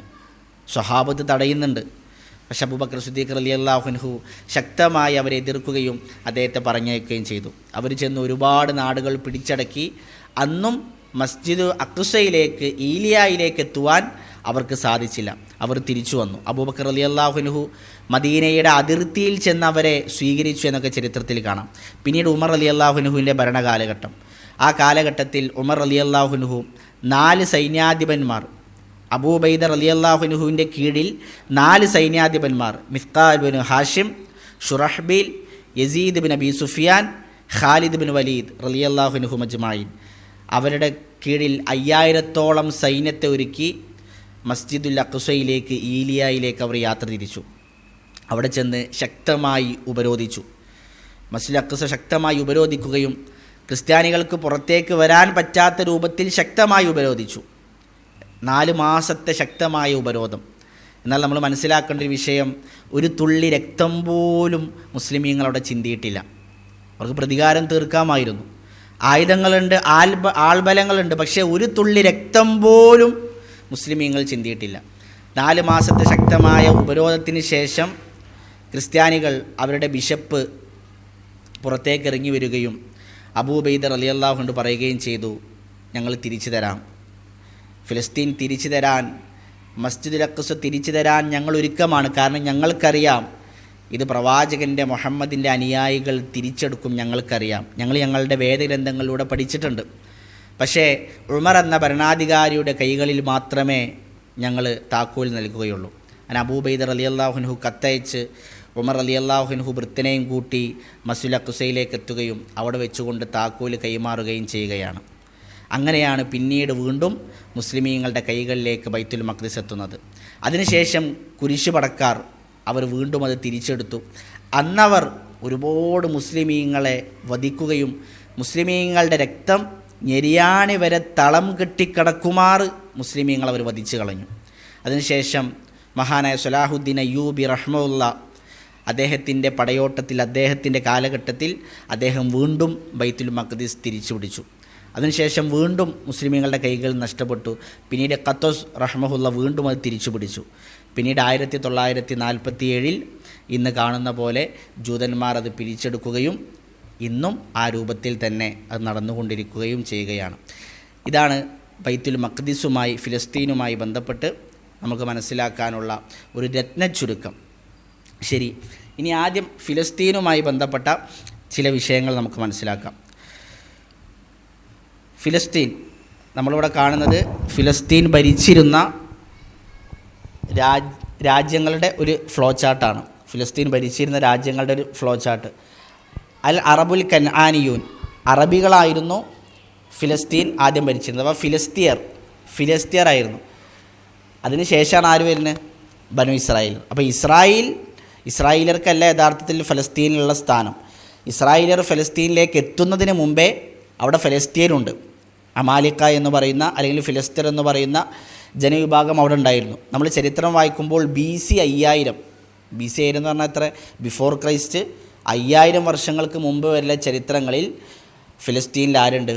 ഫിലിസ്തീനുണ്ട്. അപ്പോൾ അത്രയും പഴക്കം ചെന്ന ജനസമൂഹമാണ് ഫിലിസ്തീൻ എന്ന് പറഞ്ഞാൽ. അതിനുശേഷം അവരുടെ കൈകളിൽ നിന്ന് ബനു ഇസ്രായേൽ പിടിച്ചടക്കുന്നു. ബനു ഇസ്രായേൽ പിടിച്ചടക്കിയെന്ന് പറഞ്ഞാൽ ഇസ്രായേലിൽ രണ്ട് രാജാക്കന്മാരാണ്, രണ്ട് പ്രവാചകന്മാരാണ് രാജാക്കന്മാരായിട്ട് ഇസ്രായേലിനെ നയിച്ചിട്ടുള്ളത്. ഒന്ന് ദാവൂദ് നബി അലൈഹി സ്വലാത്തു വസ്സലാം, രണ്ട് സുലൈമാൻ നബി അലൈഹി സ്വലാത്തു വസ്സലാം. ഈ രണ്ട് പ്രവാചകന്മാരുടെ കാലഘട്ടം തന്നെ നോക്കിയാൽ ഒരു നൂറ്റാണ്ടിൻ്റെ താഴെയാണ്. 80 വർഷമാണ് അവർ രണ്ടുപേരും കൂടി ഫിലിസ്തീൻ ഭരിച്ചത്. 80 വർഷം. അപ്പോൾ നിങ്ങൾ ആലോചിച്ച് നോക്ക്, ശരിക്കും ഇസ്രായേലിന് ജൂതന്മാർക്ക് എന്തില്ല, ഒരു നൂറ്റാണ്ട് ഭരിച്ചു എന്ന പാരമ്പര്യം പോലും അവർക്ക് ഫിലിസ്തീനിൽ പറയാനില്ല. അവർക്ക് ഫിലിസ്തീനിൽ ശരിക്കും ഇസ്രായേൽ എന്ന് പറഞ്ഞാൽ ആരാ? ഞാൻ പറഞ്ഞു, യാക്കൂബ് നബി അലൈഹി സ്വലാത്തു വസ്സലാമിൻ്റെ സന്താന പരമ്പരയാണ് ബനു ഇസ്രായേൽ. ഇബ്രാഹിം നബി അലൈഹി സ്വലാത്തു വസ്സലാം, ഇബ്രാഹിം നബി അലൈഹി സ്വലാത്തു വസ്സലാമിന് 2 മക്കൾ, ഇസ്മായിൽ നബി അലൈഹി സ്വലാത്തു വസ്സലാം, ഇസ്ഹാഖ് നബി അലൈഹി സ്വലാത്തു വസ്സലാം. ഇസ്മായിൽ നബി അലൈഹി സ്വലാത്തു വസ്സലാമിൻ്റെ സന്താന പരമ്പര അറബികൾ, അവർ അറബികൾ. അതിനുശേഷം ഇസ്ഹാഖ് നബി അലൈഹി സ്വലാത്തു വസ്സലാം, അദ്ദേഹത്തിൻ്റെ സന്താന പരമ്പര, ഇസ്ഹാഖ് നബി അലൈഹി സ്വലാത്തു വസ്സലാമിൻ്റെ സന്താന പരമ്പരയിൽ 2 മക്കൾ, യാക്കൂബ് നബി അലൈഹി സ്വലാത്തു വസ്സലാമും ഐസ്, അദ്ദേഹം പ്രവാചകനല്ല, ഐസും. അതിൽ ഐസിൻ്റെ സന്താന പരമ്പരയാണ് റോമക്കാർ. ഐസിൻ്റെ സന്താന പരമ്പരയാണ് റോമക്കാർ. യാക്കൂബ് നബി അലൈഹി സ്വലാത്തു വസ്സലാമിന് 2 ഭാര്യമാർ, ഒന്ന് റാഷേൽ, 2 റാഹേൽ. റാഷേൽ എന്ന ഭാര്യയിൽ 10 മക്കൾ. അതിലാണ് യഹൂദ അടക്കമുള്ള യൂസുഫ് നബി അലൈഹി സ്വലാത്തു വസ്സലാമിൻ്റെ സഹോദരന്മാർ. റാഹേൽ എന്ന ഭാര്യയിൽ 2 മക്കൾ. അതിലാണ് യൂസുഫും ബിന്യാമീനും. അപ്പം അങ്ങനെ യാക്കൂബ് നബി അലൈഹി സ്വലാത്തു വസ്സലാമാണ് ഇസ്രായേൽ എന്നറിയപ്പെടുന്ന പ്രവാചകൻ. അദ്ദേഹത്തിൻ്റെ 12 മക്കൾ ബനു ഇസ്രായേൽ എന്നറിയപ്പെടുന്നു. ഇസ്രായേലിൽ പ്രധാനമായും 2 വിഭാഗമാണ്. ഒന്ന് പ്രവാചകന്മാരുടെ പരമ്പരം, 2 രാജാക്കന്മാരുടെ പരമ്പരം. പ്രവാചകന്മാരുടെ പരമ്പരം, രാജാക്കന്മാരുടെ പരമ്പരം. ഈ പ്രവാചകന്മാരുടെ പരമ്പരയാണ് ലേവി കുടുംബം. ലേവി കുടുംബത്തിലാണ് പ്രവാചകന്മാർ, അതുപോലെ തന്നെ രാജാക്കന്മാരുടെ പരമ്പരം. അങ്ങനെ ബനു ഇസ്രായേൽ നമ്മൾ പറഞ്ഞല്ലോ, മൂസാ നബി അലൈഹി സ്വലാത്തു വസ്സലാം, അദ്ദേഹത്തിൻ്റെ കാലഘട്ടത്തിന് ശേഷം ആര് വന്നു? യൂഷ ബിൻ നൂൻ അലൈഹി സ്വലാത്തു വസ്സലാം വന്നു. ഈ യൂഷ ബിൻ നൂൻ അലൈഹി സ്വലാത്തു വസ്സലാമിൻ്റെ കാലഘട്ടത്തിലാണ് ഇസ്രായേലിയർ ഫിലിസ്തീൻ പിടിച്ചെടുക്കുന്നത്. ആ ചരിത്രത്തിൽ കാണാം, യൂഷ ബിൻ നൂൻ അലൈഹി സ്വലാത്തു വസ്സലാം തൻ്റെ സമൂഹവുമായിട്ട് ബൈത്തുൽ മഖ്ദിസിലേക്ക് യാത്ര തിരിച്ചു. യുദ്ധം തുടങ്ങി, ശക്തമായ യുദ്ധത്തിനൊടുവിൽ മുസ്ലിമീങ്ങൾ വിജയിക്കാനായി. പക്ഷേ സൂര്യൻ അസ്തമിക്കാനായി. അപ്പോൾ സൂര്യൻ അസ്തമിച്ച് കഴിഞ്ഞാൽ യുദ്ധം നിർത്തണം. അതാണ് യുദ്ധം നിർത്തണം, അതാണ് പിന്നെ അങ്ങനെയാണ്. പക്ഷേ യുദ്ധം നിർത്തി കഴിഞ്ഞാൽ ഇനി അടുത്ത ദിവസം യുദ്ധം തുടങ്ങുമ്പോഴേക്കിന് പോലും പിന്നെ ശക്തി ആർജിച്ചെടുക്കും. അപ്പോൾ ചിലപ്പോൾ മുസ്ലിമീങ്ങൾ വിജയിക്കാൻ സാധ്യതയില്ല. അപ്പോൾ യൂഷ ബിൻ നൂൻ അലൈഹി സ്വലാത്തു വസ്സലാം സൂര്യനെ നോക്കി പറഞ്ഞു എന്നാണ്, ഇന്നക്കി മഅ്മൂറത്തുൻ വ ഇന്നി മഅ്മൂറുൻ അല്ലാഹു മഹ്ബിസ് അലൈന. സൂര്യനെ നോക്കി പറഞ്ഞു, നീ കൽപ്പിക്കപ്പെട്ടവളാണ്, ഞാനും കൽപ്പിക്കപ്പെട്ടവനാണ്. അഥവാ നിനക്ക് നിൻ്റേതായ ഇതുണ്ട്, എനിക്ക് എൻ്റേതായ പ്രവർത്തനങ്ങളുമുണ്ട്. അല്ലാഹു മഹ്ബിസ് അലൈന, അല്ലാഹുവേ സൂര്യനെ ഞങ്ങൾക്ക് വേണ്ടി നീ പിടിച്ചു വെക്കണമേ. ആണ് ചരിത്രത്തിൽ കാണാം, അല്ലാഹു സുബ്ഹാനഹു വ തആല സൂര്യനെ പിടിച്ചു വെച്ചു. അവർ യുദ്ധം വിജയിക്കുന്ന അതുവരെയും അല്ലാഹു സുബ്ഹാനഹു വ തആല സൂര്യനെ പിടിച്ചു വെച്ചു. അതാണ് റസൂലുള്ളാഹി സ്വല്ലല്ലാഹു അലൈഹി വസല്ലം ഹദീസിൽ പറയുന്നുണ്ട്, അല്ലാഹു സുബ്ഹാനഹു വ തആല ഒരാൾക്ക് വേണ്ടിയും സൂര്യനെ പിടിച്ചു വെച്ചിട്ടില്ല. ഇല്ലാ ലിയൂഷ ബിൻ നൂൻ ലയാലിയ ഇലാ ബൈത്തുൽ മഖ്ദിസ്. ബൈത്തുൽ മഖ്ദിസിലേക്കുള്ള അദ്ദേഹത്തിൻ്റെ ആ യാത്രയിലെ രാത്രി, അന്നല്ലാതെ അല്ലാഹു സുബ്ഹാനഹു വ തആല ഒരാൾക്ക് വേണ്ടിയും ബൈത്തുൽ മഖ്ദിസ് പിടിച്ചു വെച്ചിട്ടില്ല. അങ്ങനെ അദ്ദേഹം യുദ്ധത്തിൽ വിജയിച്ചു. അങ്ങനെ പിന്നീട് 4 വർഷക്കാലത്തോളം മുസ്ലിമീങ്ങൾ, ഇസ്രായേലിയർ, അവർ ഫിലിസ്തീനിൽ അവർ അവിടെ ഭരിച്ചു. ആ കാലഘട്ടത്തിൽ അവരിൽ രാജാക്കന്മാരില്ല, പ്രവാചകന്മാർ നയിക്കും, അതുപോലെ തന്നെ ന്യായാധിപന്മാരുണ്ടാവും, അവരായിരുന്നു നയിച്ചിരുന്നത്. പിന്നീട് ഞാൻ നേരത്തെ പറഞ്ഞ പോലെ 4 നൂറ്റാണ്ട് കഴിഞ്ഞപ്പോൾ അവരിൽ ബിംബാരാധകരൊക്കെ വന്നു. അങ്ങനെ അവരിലേക്ക് ഫിലിസ്തീയർ വീണ്ടും വന്ന് അമാലിക്ക എന്ന ഒരു വിഭാഗം അവരെ പരാജയപ്പെടുത്തി അവർ നാട്ടിൽ നിന്ന് പോകേണ്ടി വന്നു. അങ്ങനെ അവരിലേക്കൊരു രാജാവിനെ വേണമെന്ന് അവർ പറയാണ്. അങ്ങനെയാണ് ആ കാലഘട്ടത്തിലുണ്ടായിരുന്ന പ്രവാചകൻ ഷംവീൽ അലൈഹിസ്സലാമാണ് എന്ന് അമാനി മൗലവി റഹ്മത്തുള്ളാഹി തഫ്സീറിലൊക്കെ കൊടുത്തിട്ടുണ്ട്. അല്ലാഹു അഅലം. ഖുർആനിൽ നബി എന്നാണ് പറഞ്ഞിട്ടുള്ളത്. അങ്ങനെ ഈ ഇസ്രായേലിയർ ചോദിച്ചു പ്രവാചകനോട്, ഞങ്ങൾക്കൊരു രാജാവിനെ വേണം. അപ്പോൾ പ്രവാചകൻ തിരിച്ചു ചോദിച്ചു, രാജാവിനെ തന്നാൽ നിങ്ങൾ പിന്നെ നന്ദികേട് കാണിക്കുമോ, നിങ്ങൾ യുദ്ധത്തിന് ഇറങ്ങാതിരിക്കുമോ എന്നൊക്കെ ചോദിച്ചപ്പോൾ പോലും പറഞ്ഞു, ഞങ്ങളെ നാട്ടിൽ നിന്ന് പോലും പുറത്താക്കിയല്ലേ, ഞങ്ങൾ തിരിച്ചടിക്കും എന്നൊക്കെ പറഞ്ഞ് അവരങ്ങനെ വീമ്പിളക്കി. അപ്പോൾ അല്ലാഹു സുബ്ഹാനഹു വ തആല അവർക്ക് എന്ത് ചെയ്തു? ത്വാലൂത്തിനെ മലിക്കായിട്ട് കൊടുത്തു. ത്വാലൂത്തിനെ മലിക്കായി കൊടുത്തപ്പോൾ എന്താ പോലെ പ്രതികരണം? അന്നായക്കൂന ലഹുൽ മുൽക്ക്. ത്വാലൂത്തിനെ എങ്ങനെ ഇപ്പോൾ രാജാവായി ഞങ്ങൾ കൂട്ടുക? കാരണം എന്താ വെച്ച് കഴിഞ്ഞാൽ, ഞാൻ പറഞ്ഞല്ലോ, അവർ രാജാക്കന്മാരുടെ ഒരു കുടുംബവും പ്രവാചകന്മാരുടെ ഒരു കുടുംബം. എന്നാൽ ബിന്യാമീൻ എന്ന് പറഞ്ഞ ശുഷ്കിച്ച ഒരു കുടുംബം ഉണ്ടായിരുന്നു ബിന്യാമീൻ. അതിലാണ് ആരുള്ളത്? ത്വാലൂത്തുള്ളത്. അതുകൊണ്ട് തന്നെ ത്വാലൂത്തിനെ അവർ സ്വീകരിക്കാൻ തയ്യാറായില്ല. അവർ പറഞ്ഞു പിന്നെ നഹ്നു അഹഖു ബിൽ മുൽക്കി മിൻഹു, അദ്ദേഹത്തേക്കാൾ ഞങ്ങളാണ് ഒന്നുകൂടി രാജാവാകാൻ, ഞങ്ങൾക്കാണ് ആധിപത്യം കിട്ടാൻ ഒന്നുകൂടി പിന്നെ അധികാരമില്ലെന്നൊക്കെ അവർ പറഞ്ഞു. അദ്ദേഹത്തിന് എന്തില്ല? ലം യുഅത സഅദൻ മിനൽ മാൽ, സാമ്പത്തികമായിട്ട് അള്ളാഹു വിശാലത നൽകിയിട്ടില്ല എന്നൊക്കെ പറഞ്ഞു. പക്ഷേ അള്ളാഹു സുബ്ഹാനഹു വ തആല അദ്ദേഹത്തിലൂടെ താബൂത്തിനെ അവർക്ക് നൽകി. താബൂത്ത് എന്ന് പറഞ്ഞാൽ അവരിൽ നിന്ന് നഷ്ടപ്പെട്ട ഒന്നായിരുന്നു. താബൂത്തിലുണ്ടായിരുന്നത് ഒരു പെട്ടിയാണ്. താബൂത്ത് ഒരു പെട്ടിയാണ്. അതിൽ തൗറാത്തിൻ്റെ ചില ഏടുകളും മൂസാ നബി അലൈഹി സ്വലാത്തു വസ്സലാമിൻ്റെയും ഹാറൂൻ നബി അലൈഹി സ്വലാത്തു വസ്സലാമിൻ്റെയും കുടുംബത്തിൻ്റെ ശേഷിപ്പുകളൊക്കെ ആ പെട്ടിയിലുണ്ടായിരുന്നു. അതുപോലൊരു വലിയ സംഭവമായിട്ട് കൊണ്ടുനടന്നിരുന്ന. പക്ഷേ ഫലസ്തീനുമായിട്ടുള്ള യുദ്ധത്തിൽ അത് അവരുടെ കയ്യിൽ നഷ്ടപ്പെട്ടു. പിന്നീട് ത്വാലൂത്ത് മുഖേന അള്ളാഹു മലക്കുകളെ അയച്ച് ത്വാലൂത്തിലൂടെയാണ് എന്ത് ചെയ്യുന്നത്? ഈ താബൂത്തിനെ അവർക്ക് നൽകുന്നത്. അപ്പോൾ താബൂത്ത് നൽകിയപ്പോൾ പിന്നെ ത്വാലൂത്തിനെ സ്വീകരിക്കപ്പെടാൻ അംഗീകരിക്കാൻ അവർ നിർബന്ധിതരായി. അങ്ങനെ അവർ ത്വാലൂത്തിനെ രാജാവായിട്ട് കണക്കാക്കുകയാണ്. പിന്നെയാണ് ജാലൂത്തുമായിട്ടുള്ള യുദ്ധം അല്ലേ? ആ യുദ്ധത്തിൽ ജാലൂത്തിനെ കൊന്നതാരാ? ദാവൂദ് നബി അലൈഹി സ്വലാത്തു വസ്സലാം അല്ലേ ജാലൂത്തിനെ കൊന്നു. അങ്ങനെ പിന്നെ അവരെന്ത് ചെയ്യാണ്? അവിടെ വിജയിച്ചടക്കുകയാണ്. അപ്പോൾ അങ്ങനെയാണ് ബനൂ ഇസ്രായേലിയർ അവിടേക്ക് വരുന്നത്. അതാണ് നമ്മൾ പറഞ്ഞതിൻ്റെ ചുരുക്കം. പിന്നെ ബനൂ ഇസ്രായേലിന് ശേഷം ആര് ഭരിച്ചു? ഫറാസ്, പേർഷ്യക്കാർ ഭരിച്ചു. പേർഷ്യയിൽ കോറസ് രാജാവ്, കോറഷാരാ? നമ്മളെ ദുൽഖർനൈൻ അല്ല, വൈസ് അലൂനക്ക ദുൽഖർനൈൻ. ആ ദുൽഖർനൈൻ രാജാവാണ് കോറഷ് രാജാവ്. അദ്ദേഹം പേർഷ്യക്കാരനായിരുന്നു. സൈറസ് എന്നൊക്കെ അമാനുവൽ റഹ്മുള്ള കൊടുത്തത് കാണാം. പിന്നെ അലക്സാണ്ടർ ദി ഗ്രേറ്റ് ആണ് ദുൽഖർനൈൻ എന്നൊക്കെ പറഞ്ഞ അഭിപ്രായങ്ങൾ കാണാൻ പറ്റും. പക്ഷേ ഏറ്റവും ശരിയോടടുത്ത അഭിപ്രായം ദുൽഖർനൈൻ ആരായിരുന്നു? സൈറസ് രാജാവായിരുന്നു. അദ്ദേഹം ഒരുപാട് കാലം പിന്നീട് എന്ത് ചെയ്തു? ഫിലസ്തീൻ അദ്ദേഹം ഭരിച്ചു. പിന്നീട് ഗ്രീക്കുകാരെ കയ്യിലെത്തി. പിന്നീട് ഗ്രീക്കുകാർ ഭരിച്ചു. അതിനുശേഷം അറബികൾ ഭരിച്ചു. അതിനുശേഷം റോമക്കാർ, റസൂലുള്ളാഹി സ്വല്ലല്ലാഹു അലൈഹി വസല്ലം നബിയായിട്ട് നിയോഗിക്കപ്പെടുന്ന കാലഘട്ടത്തിൽ റോമക്കാരുടെ കൈകളിലാണെന്ത്? ഫിലസ്തീൻ ഉള്ളത്. അതിനുശേഷം മുസ്ലിമീങ്ങളുടെ കൈകളിലേക്ക് വന്നു. ഇത് നമ്മൾ നേരത്തെ സൂചിപ്പിച്ചു. ആരുടെ കാലഘട്ടത്തിലാണ്? ഉമർലാൻ്റെ കാലഘട്ടത്തിൽ മുസ്ലിമുകളുടെ കൈകളിലേക്ക് വന്നു. ഏകദേശം ഹിജ്റ 17-18 കാലഘട്ടങ്ങളിൽ മുസ്ലിമീങ്ങളുടെ കൈകളിലേക്ക് വന്നു. പിന്നെ സുലീബിയൂൻ, കുരിശുപടക്കാർ. നമ്മൾ കുരിശ് യുദ്ധം കേട്ടിട്ടുണ്ടല്ലോ. ഹിജ്റ പിന്നെ 200 വർഷത്തോളം എന്താണ്? കുരിശുദ്ധമാണ്. അത് കുരിശുദ്ധം എന്നൊരു പിന്നെ എന്താണ് ഒരു രസത്തിനൊരു പേരിട്ടതല്ല. കുരിശുദ്ധ ശരിക്കും എന്താണ്? മുസ്ലിമീങ്ങളെ അവർ പിന്നെ ഭയങ്കര ശക്തമായിട്ട് ഗർഭിണികളെ പോലും വെറുതെ വിട്ടില്ല എന്നാണ്. വൃദ്ധന്മാരെയും കുട്ടികളെയും എല്ലാവരെയും അവർ കൊന്നൊടുക്കി. മുസ്ലിമീങ്ങളുടെ രക്തം ഞെരിയാണി വരെ എന്ത് ചെയ്യുന്നു? തളം കെട്ടി കടന്നിരുന്നു. അത്രയും അവരെന്ത് ചെയ്തു? പ്രതികാരം. 200 വർഷം ശക്തമായ യുദ്ധങ്ങൾ, 7ഓളം യുദ്ധങ്ങളാണ്, ശക്തമായ യുദ്ധങ്ങൾ അവർ നടത്തി. അതിനുശേഷം സലാഹുദ്ദീൻ അയ്യൂബി റഹ്മുല്ല അദ്ദേഹം എന്ത് ചെയ്തു? വീണ്ടും മുസ്ലിമീങ്ങൾക്ക് ബൈത്തുൽ മഖ്ദിസിനെ തിരിച്ചു കൊടുത്തു. അപ്പോൾ ഈ കുരിശുപടക്കാർക്ക് മുസ്ലിമീങ്ങളെ കൈകളിൽ നിന്ന് ബൈത്തുൽ മഖ്ദിസ് അല്ലെങ്കിൽ ഫിലസ്തീൻ പോകാനുള്ള കാരണം മുസ്ലിമീങ്ങളിലെ ഒരു വിഭാഗം ആൾക്കാർ ഒറ്റിക്കൊടുത്തതാണ്. അതാരാണ്? ഷിയാക്കളിലെ ഉബൈദികൾ, ഫാത്തിമികൾ. അവരാണ് റസൂലുള്ളാഹി സ്വല്ലല്ലാഹു അലൈഹി വസല്ലമയുടെ ജന്മദിനത്തിന് തുടക്കം കുറിച്ചത്. മീലാദുൻ നബി, മീലാദു ഹസൻ, മീലാദു ഹുസൈൻ, മീലാദു ഫാത്തിമ, മീലാദു അലി എന്നൊക്കെ പറഞ്ഞ് എല്ലാത്തിനും നബിദിനത്തിനൊക്കെ തുടക്കം കുറിച്ച ആ ഉബൈദികൾ, ഫാത്തിമികൾ, അവർ ഒറ്റുകൊടുത്തിട്ടാണ് മുസ്ലിമീങ്ങൾ കയ്യിൽ നിന്ന് ഫിലസ്തീൻ പോയത്. അതുകൊണ്ട് തന്നെ പിന്നീട് മുസ്ലിമീങ്ങൾ സലാഹുദ്ദീൻ അയ്യൂബി റഹ്മുല്ല ഫിലസ്തീൻ തിരിച്ചു പിടിച്ചപ്പോൾ അദ്ദേഹം അതോടൊപ്പം ചെയ്തൊരു പരിപാടി, ഈജിപ്തിൽ നിന്ന് ഉബൈദികളെ പൂർണ്ണമായി തുടച്ചു നീക്കി.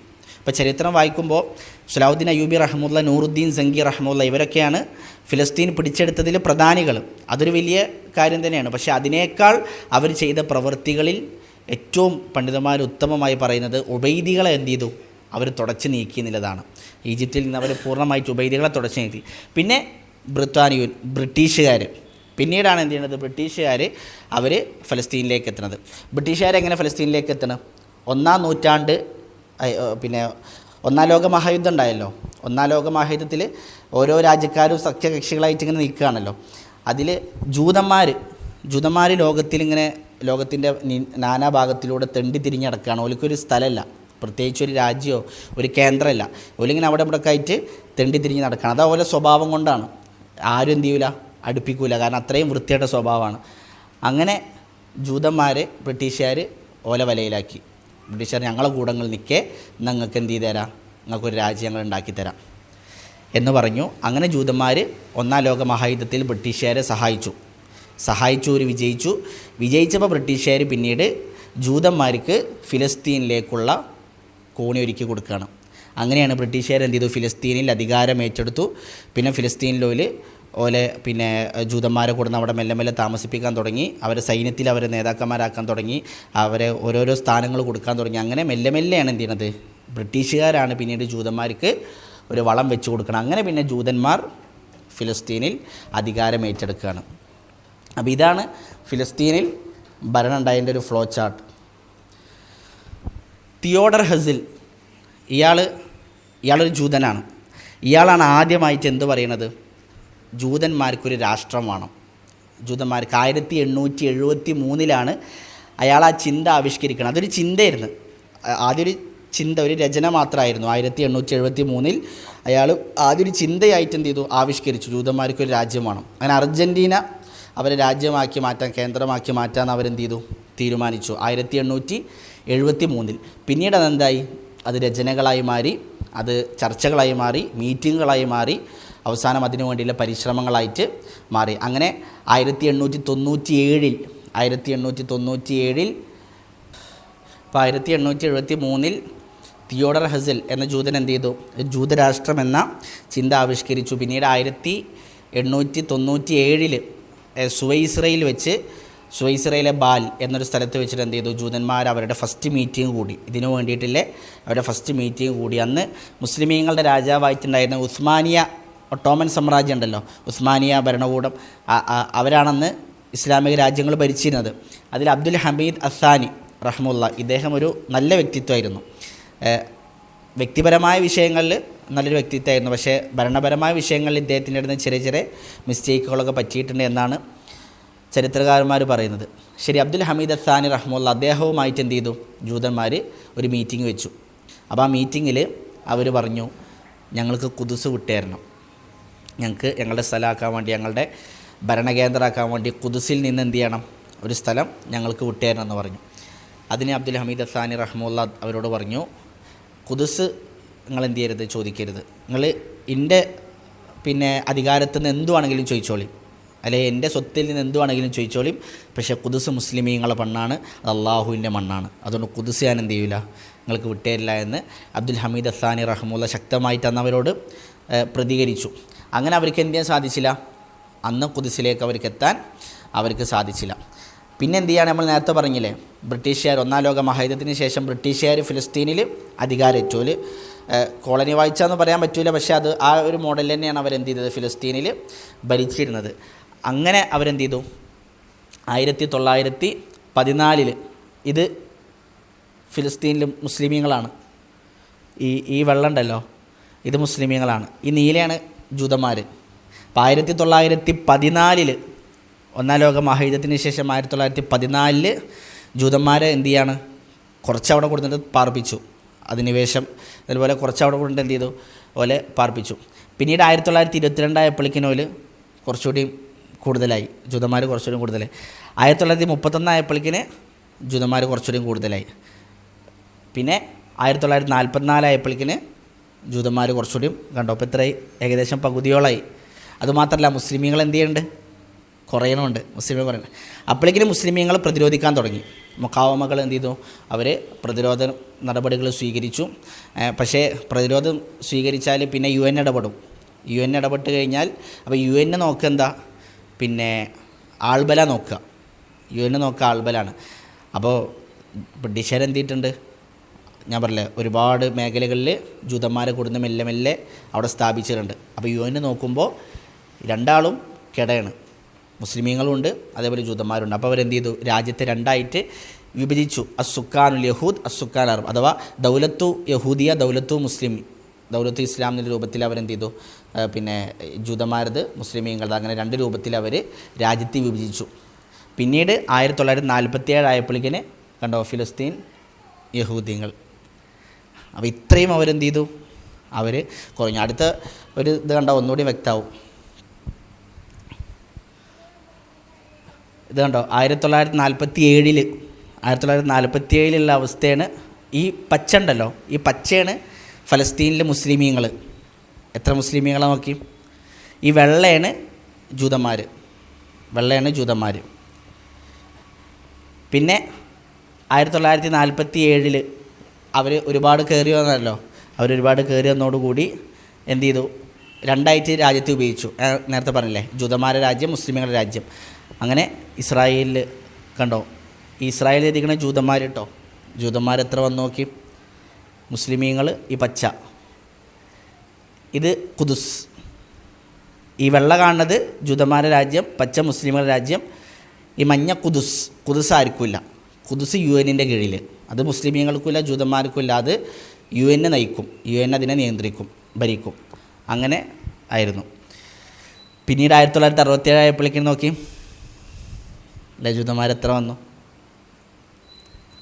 ഇതിപ്പോൾ എത്രയത്തെ 2005. ഇപ്പോൾ 2024 എന്താ അവസ്ഥ, 2025 എന്താ അവസ്ഥ? 2025 ഈ ഒരു ഭാഗത ഇതാണ് ഗസ മുസ്ലിമീങ്ങൾക്കുണ്ട്. അതേപോലെ ഇവിടെ ഒരു ചെറിയ വട്ടല്ലേ,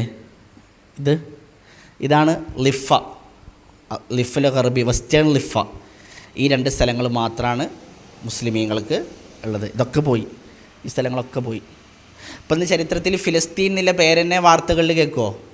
ഇല്ല, ഇസ്രായേലാണ് പേരെന്നെ എന്ത് ചെയ്തു, മായ്ക്കപ്പെട്ടു. ഇസ്രായേൽ എന്നുള്ള പേരാണ് നമ്മൾ കേൾക്കുക. അപ്പോൾ ഇതിൻ്റെ മുക്കാവമകൾ, പ്രതിരോധങ്ങൾ ഇവർ നടത്തിയിട്ടുണ്ട്. അപ്പോൾ ഇവരിങ്ങനെ ശക്തമായിട്ട് കയറി 1973 റമളാൻ 10 ഒരു ശക്തമായ യുദ്ധം ഉണ്ടായിട്ടുണ്ട്. 1973. കാരണം എന്താ വെച്ചാൽ ഈ ജൂതന്മാരുടെ പ്രവർത്തനങ്ങൾ ഫിലിസ്തീനും വിട്ട് അപ്പുറ രാജ്യങ്ങളിലേക്ക് എത്താൻ തുടങ്ങി. സുയസ് കനാലൊക്കെ അവർ പിടിച്ചടക്കി ഈജിപ്തിലേക്കെത്തി. അതേപോലെ സിറിയയിലെ ജൂലാൻ കുന്നുകളൊക്കെ എന്ത് ചെയ്തു, അവർ അറ്റാക്ക് ചെയ്ത് അതൊക്കെ പിടിച്ചെടുക്കാൻ തുടങ്ങി. ഈജിപ്തൊക്കെ പിടിച്ചെടുക്കാൻ തുടങ്ങി.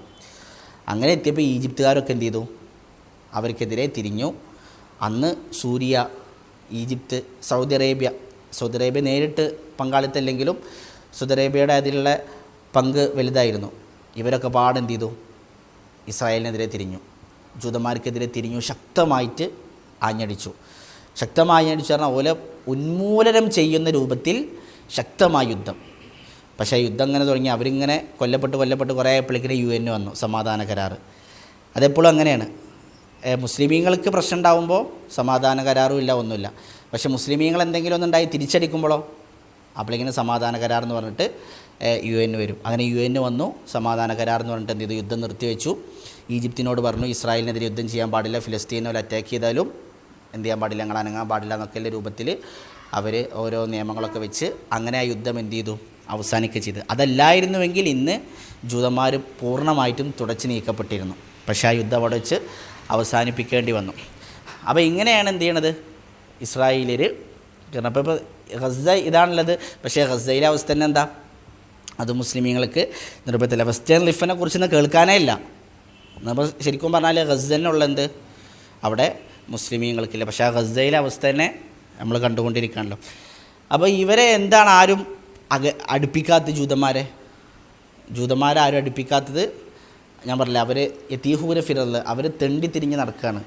കാരണം അവരുടെ നന്ദികെട്ട പ്രവർത്തനങ്ങളാണ്. അതവർ തുടർന്ന് പോന്നിട്ടുണ്ട് വർഷങ്ങളായിട്ട് ഏത് ജനവിഭാഗക്കാരോടും. ഇപ്പോൾ ഞാൻ നേരത്തെ പറഞ്ഞില്ലേ, ഉമർ റളിയല്ലാഹു അൻഹു എന്ത് ചെയ്തു, പിന്നെ ബൈത്തുൽ മഖ്ദിസ് പിടിച്ചടക്കിയപ്പോൾ മുസ്ലിമീങ്ങളും കരാറെഴുതി, ജൂതന്മാരും കരാറെഴുതി, രണ്ടാളും കരാറെഴുതി.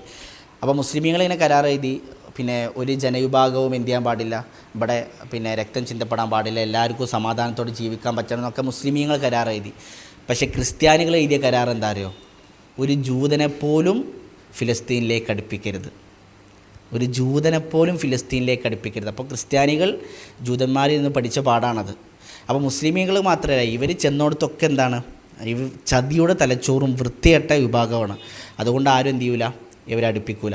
ഇനി നമ്മൾ പിന്നെ മസ്ജിദ് അഖ്സ പറയുമ്പോൾ ഒന്നുകൂടി വിശാലമായിട്ട് ഇൻഷാ അല്ലാഹ് അത് പറയും.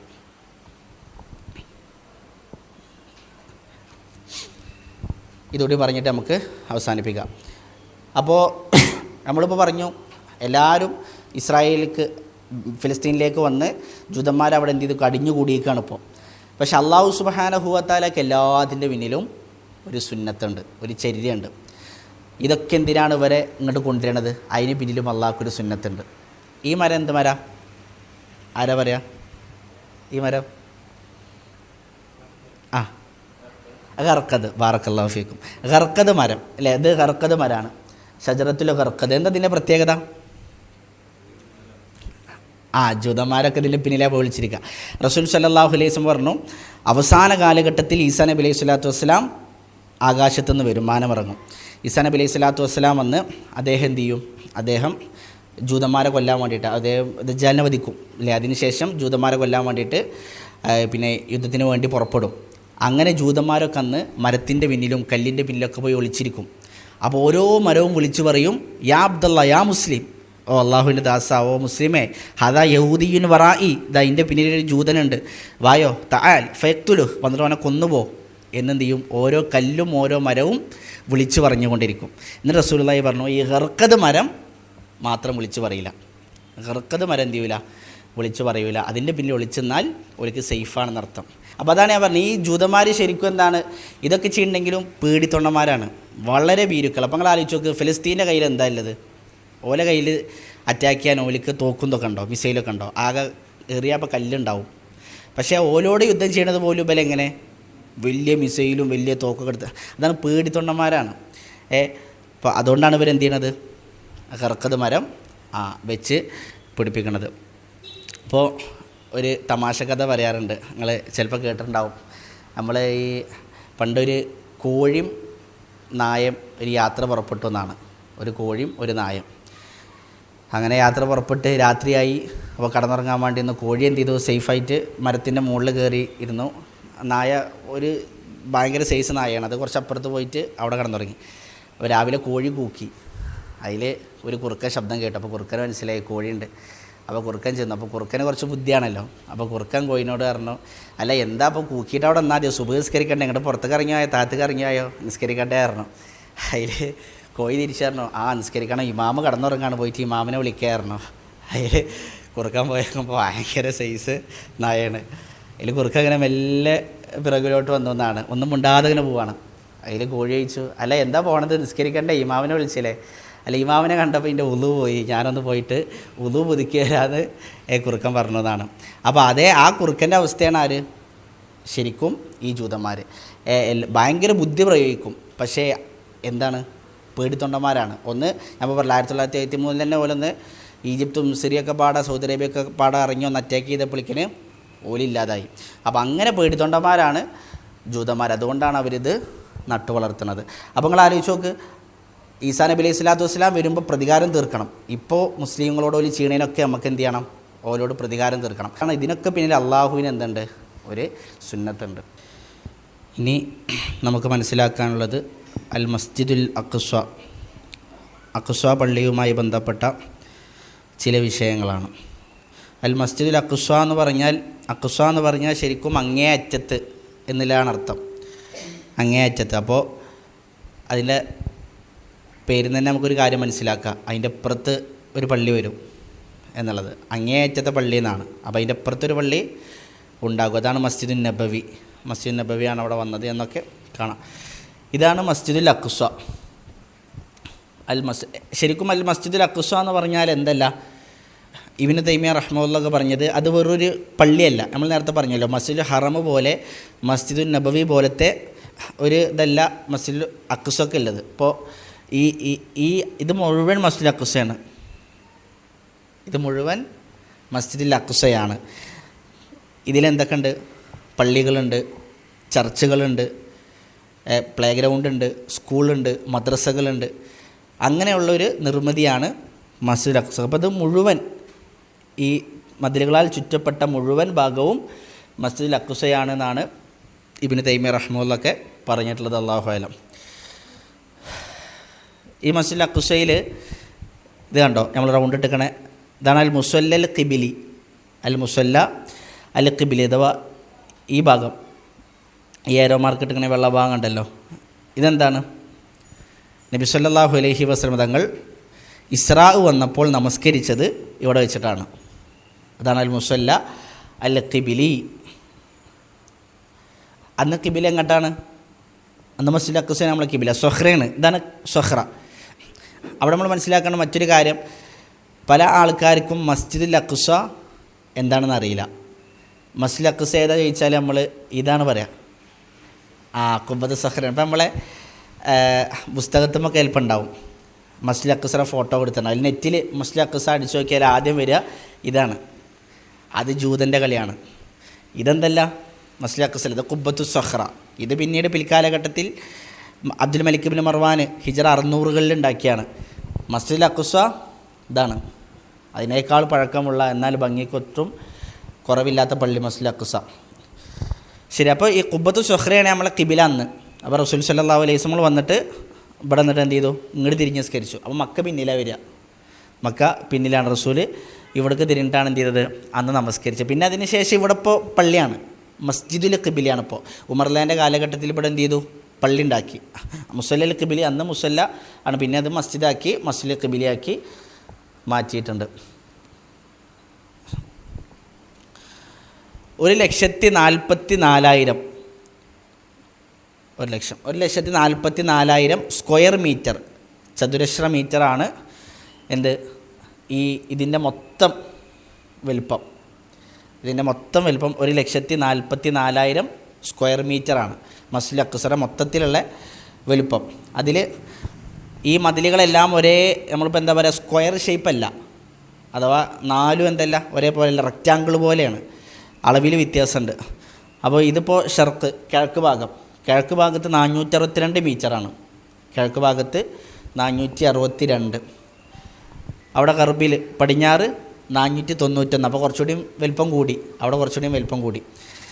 ഇനി അവിടെ ഷമാലിൽ വടക്ക് ഭാഗത്ത് 310 മീറ്ററാണ്. ഇവിടെ ജനൂബ് തെക്കിൽ 281. അപ്പോൾ ഇതാണ് ഏറ്റവും വലിപ്പം കുറവ്, ഗർബാണ് ഏറ്റവും കൂടുതൽ. ഇങ്ങനെ വ്യത്യസ്ത രൂപത്തിലാണെന്ത് അതിൻ്റെ നിർമ്മിതി. ശരി, ഇനി മസ്ജിദുൽ അഖ്സ അങ്കണത്തിൽ ഒരുപാട് മുസല്ലകളുണ്ട്. ഇനി നമ്മൾ അതിൻ്റെ ചിത്രങ്ങൾ കാണിക്കും ഇൻഷാ അല്ലാഹ്. അപ്പോൾ അതിലുള്ള ഏറ്റവും വലിയ മുസല്ലയാണ് ഈ മുസല്ല. ഇതിൻ്റെ പേര് അൽ മുസല്ല അൽ മർവാനി എന്നാണ്. അൽ മുസല്ല അൽ മർവാനി. ഏകദേശം 10,000-ഓളം ആളുകൾക്ക് ഇവിടെ നിന്ന് നിസ്കരിക്കാൻ പറ്റും.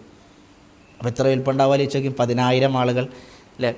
ഇത് ഉമവി ഭരണാധികാരികളിൽ അബ്ദുൽ മലിക് ഇബ്നു മർവാൻ അദ്ദേഹം പണി കഴിപ്പിച്ചതാണ് അൽ മുസല്ല അൽ മർവാനി. അബ്ദുൽ മലിക് ഇബ്നു മർവാൻ്റെ കീഴിലായിരുന്നു, ഉമവികളിൽ അബ്ദുൽ മലിക് ഇബ്നു മർവാൻ്റെ കീഴിലായിരുന്നു ഷാം, ഫിലിസ്തീൻ്റെ ഭാഗങ്ങളൊക്കെ ഉണ്ടായിരുന്നു. അപ്പോൾ അദ്ദേഹത്തിൻ്റെ ഒരുപാട് പ്രവർത്തനങ്ങൾ ഇവിടെ ഉണ്ടായിട്ടുണ്ട്, നമ്മൾ പറയും ഇൻഷാ അല്ലാഹ്. അപ്പോൾ അതിൽപ്പെട്ട ഒന്നാണ് മുസല്ല അൽ മർവാനി. അദ്ദേഹത്തെ വികസിപ്പിച്ച് 10,000-ഓളം ആൾക്കാർക്ക് നിസ്കരിക്കാത്ത രൂപത്തിലേക്ക് എന്ത് ചെയ്തു, അത് മാറ്റിയതിലാണ്. അപ്പോൾ മസ്ജിദുൽ അഖ്സ അങ്കണത്തിൽ ഏറ്റവും വലിയ മുസല്ല അൽ മർവാനിയാണ്. ശരി, ഇനി ഇതൊരു പ്രധാനപ്പെട്ട വിഷയമാണ്. ഇവിടെ ഒരു ചെറിയ മതിൽ കാണാണ്ടോ, ഇതിങ്ങനെ ഒരിത് പിന്നെ കേട്ടുപെടുന്നൊരു ചെറിയ മതിൽ, ഇതാണ് ഹായിത്തുൽ ബുറാഖ്. ഹായിത്ത് പറഞ്ഞാൽ മതിൽ, ബുറാഖ് പറഞ്ഞാൽ ബുറാഖ് വാഹനം ഉണ്ടല്ലോ, റസൂൽ സല്ലല്ലാഹു അലൈഹി വസല്ലം ഇസ്രാ പോയ മീറാജും പോയ ആ ബുറാഖ്, അതിൻ്റെ ഹായത്തുൽ ബുറാഖ്. അതിൻ്റെ ഒരു വലിയ ചിത്രമാണ് ഇവിടെ. ഇതാണ് ആ മതിൽ. ഇത് ഏകദേശം 58 മീറ്റർ, ഓർമ്മ ശരിയാണെങ്കിൽ 58 മീറ്റർ ഉയരത്തിലാണ്. 58 മീറ്റർ ഉയരത്തിലാണ് ഏതുള്ളത്, ഉയരമല്ല നീളം, 58 മീറ്റർ നീളത്തിലാണ് ഹായിത്തുൽ ബുറാഖ് ഉള്ളത്. എന്താണ് ഹായിത്തുൽ ബുറാഖ്? അവിടെ എഴുതിയിരിക്കണോ ഹായിത്തുൽ ബുറാഖ്? എന്താണ് ഇതുമായി ബന്ധപ്പെട്ട ചരിത്രം? അതെ, റസൂൽ കെട്ടിയിട്ടത്. റസൂൽ സല്ലല്ലാഹു അലൈഹി വസല്ലം എന്ത് ചെയ്തു, ചരിത്രത്തിൽ അറിയപ്പെട്ട പ്രകാരം റസൂൽ സല്ലല്ലാഹു അലൈഹി വസല്ലം പിന്നെ ഇസ്രാ പോയി അവിടെ മസ്ജിദുൽ അഖ്സയിലെത്തി. എന്നിട്ട് അവിടെ എന്ത് ചെയ്തു, റസൂൽ സല്ലല്ലാഹു അലൈഹി വസല്ലം ബുറാഖിനെ ബന്ധിപ്പിച്ചു. ഇൻഷാ അല്ലാഹ് നമുക്ക് മിറാജ് നമുക്കൊരു ദിവസം ഒരു ക്ലാസ് ആയിട്ട് എടുക്കണം, മിറാജിലെ യാത്രയും കാര്യങ്ങളൊക്കെ. അപ്പോൾ അതിൽ റസൂൽ സല്ലല്ലാഹു അലൈഹി വസല്ലം ബുറാഖിനെ കെട്ടിയിട്ട് ആ സ്ഥലം അതെ. എന്നിട്ടാണ് റസൂൽ സല്ലല്ലാഹു അലൈഹി വസല്ലം എന്ത് ചെയ്തത്, പള്ളിയിലേക്ക് കയറിയിട്ട് നിസ്കരിച്ചില്ലേ, 2 റക്അത്ത് നിസ്കരിച്ചല്ലോ, അതിന് മുമ്പേ.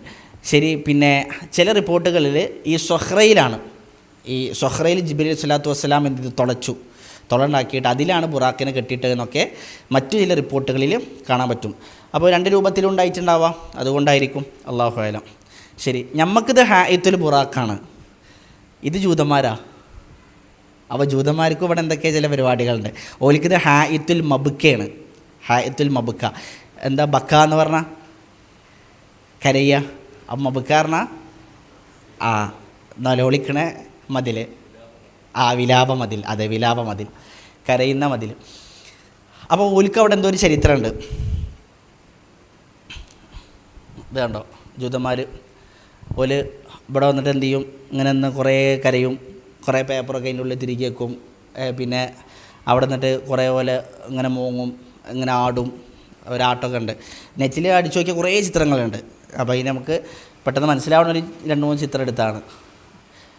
ഇതെന്താ സംഭവം, ഓലിക്ക് എന്താണ് അവിടെ ഹായിത്തുൽ മബുക്ക അത് പറയണമെങ്കിൽ നമുക്ക് അതിൻ്റെ മുമ്പേ മസ്ജിദുൽ അഖ്സയുടെ നിർമ്മാണവുമായി ബന്ധപ്പെട്ട ചില കാര്യങ്ങൾ പറയണം. ഇതാണ് മൗണ്ട് മൂരിയ, ജബലു മൂരിയ. ജബലു മൂരിയ പറഞ്ഞാൽ ഇത് മസ്ജിദുൽ അഖ്സ. ഇപ്പോൾ നമ്മൾ കണ്ട മസ്ജിദുൽ അഖ്സ ഉണ്ടല്ലോ, അതാണിത്. ഇത് ഒരു അതിൻ്റെ പുറങ്ങനെ ഇത് മലയാണ്.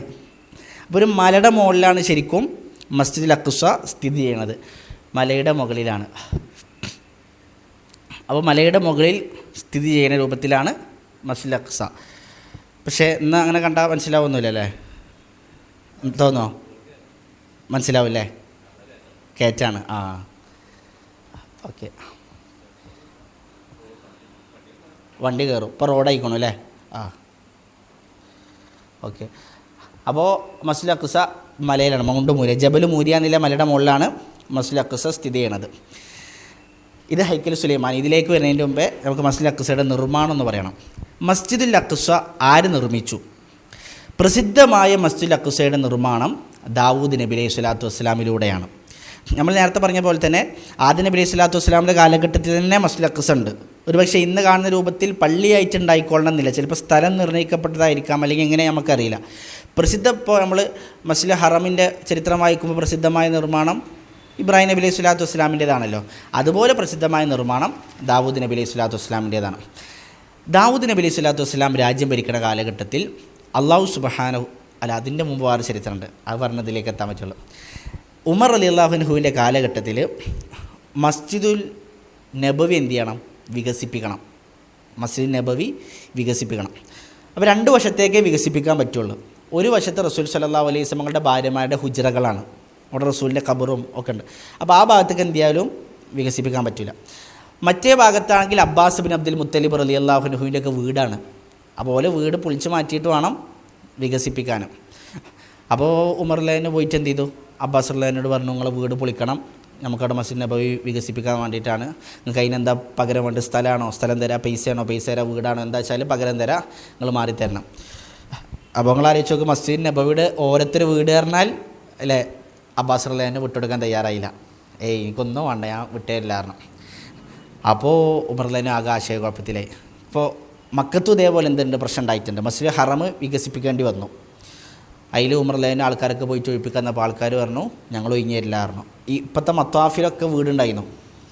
അതിൽ ഉമർ റളിയല്ലാഹു പറഞ്ഞു, കഴുബ നിങ്ങളെ കണ്ട് ഇങ്ങോട്ട് വന്നതല്ല, നിങ്ങൾ കഴുബനെ കണ്ടു വന്നതാണ്, അതുകൊണ്ട് നിങ്ങൾ പോകണം.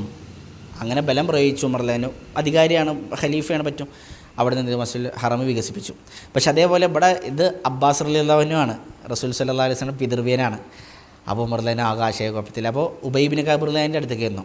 എന്നിട്ട് ഉബൈ റളിയല്ലാഹുവിനോട് ചോദിച്ചു, ഇതിനെന്തൊരു പരിഹാരം വേണം. അതിൽ ഉബൈ ബിൻ കഅബ് റളിയല്ലാഹു അൻഹു ഒരു ചരിത്രം പറഞ്ഞു. അദ്ദേഹം പറഞ്ഞു, ദാവൂദ് നബി അലൈഹി സ്വലാത്തു വസ്സലാമിനോട് അള്ളാഹു പള്ളി ഉണ്ടാക്കാൻ പറഞ്ഞു. അപ്പോൾ ദാവൂദ് നബി ചോദിച്ചു, എവിടെ പള്ളി ഉണ്ടാക്കേണ്ടത്?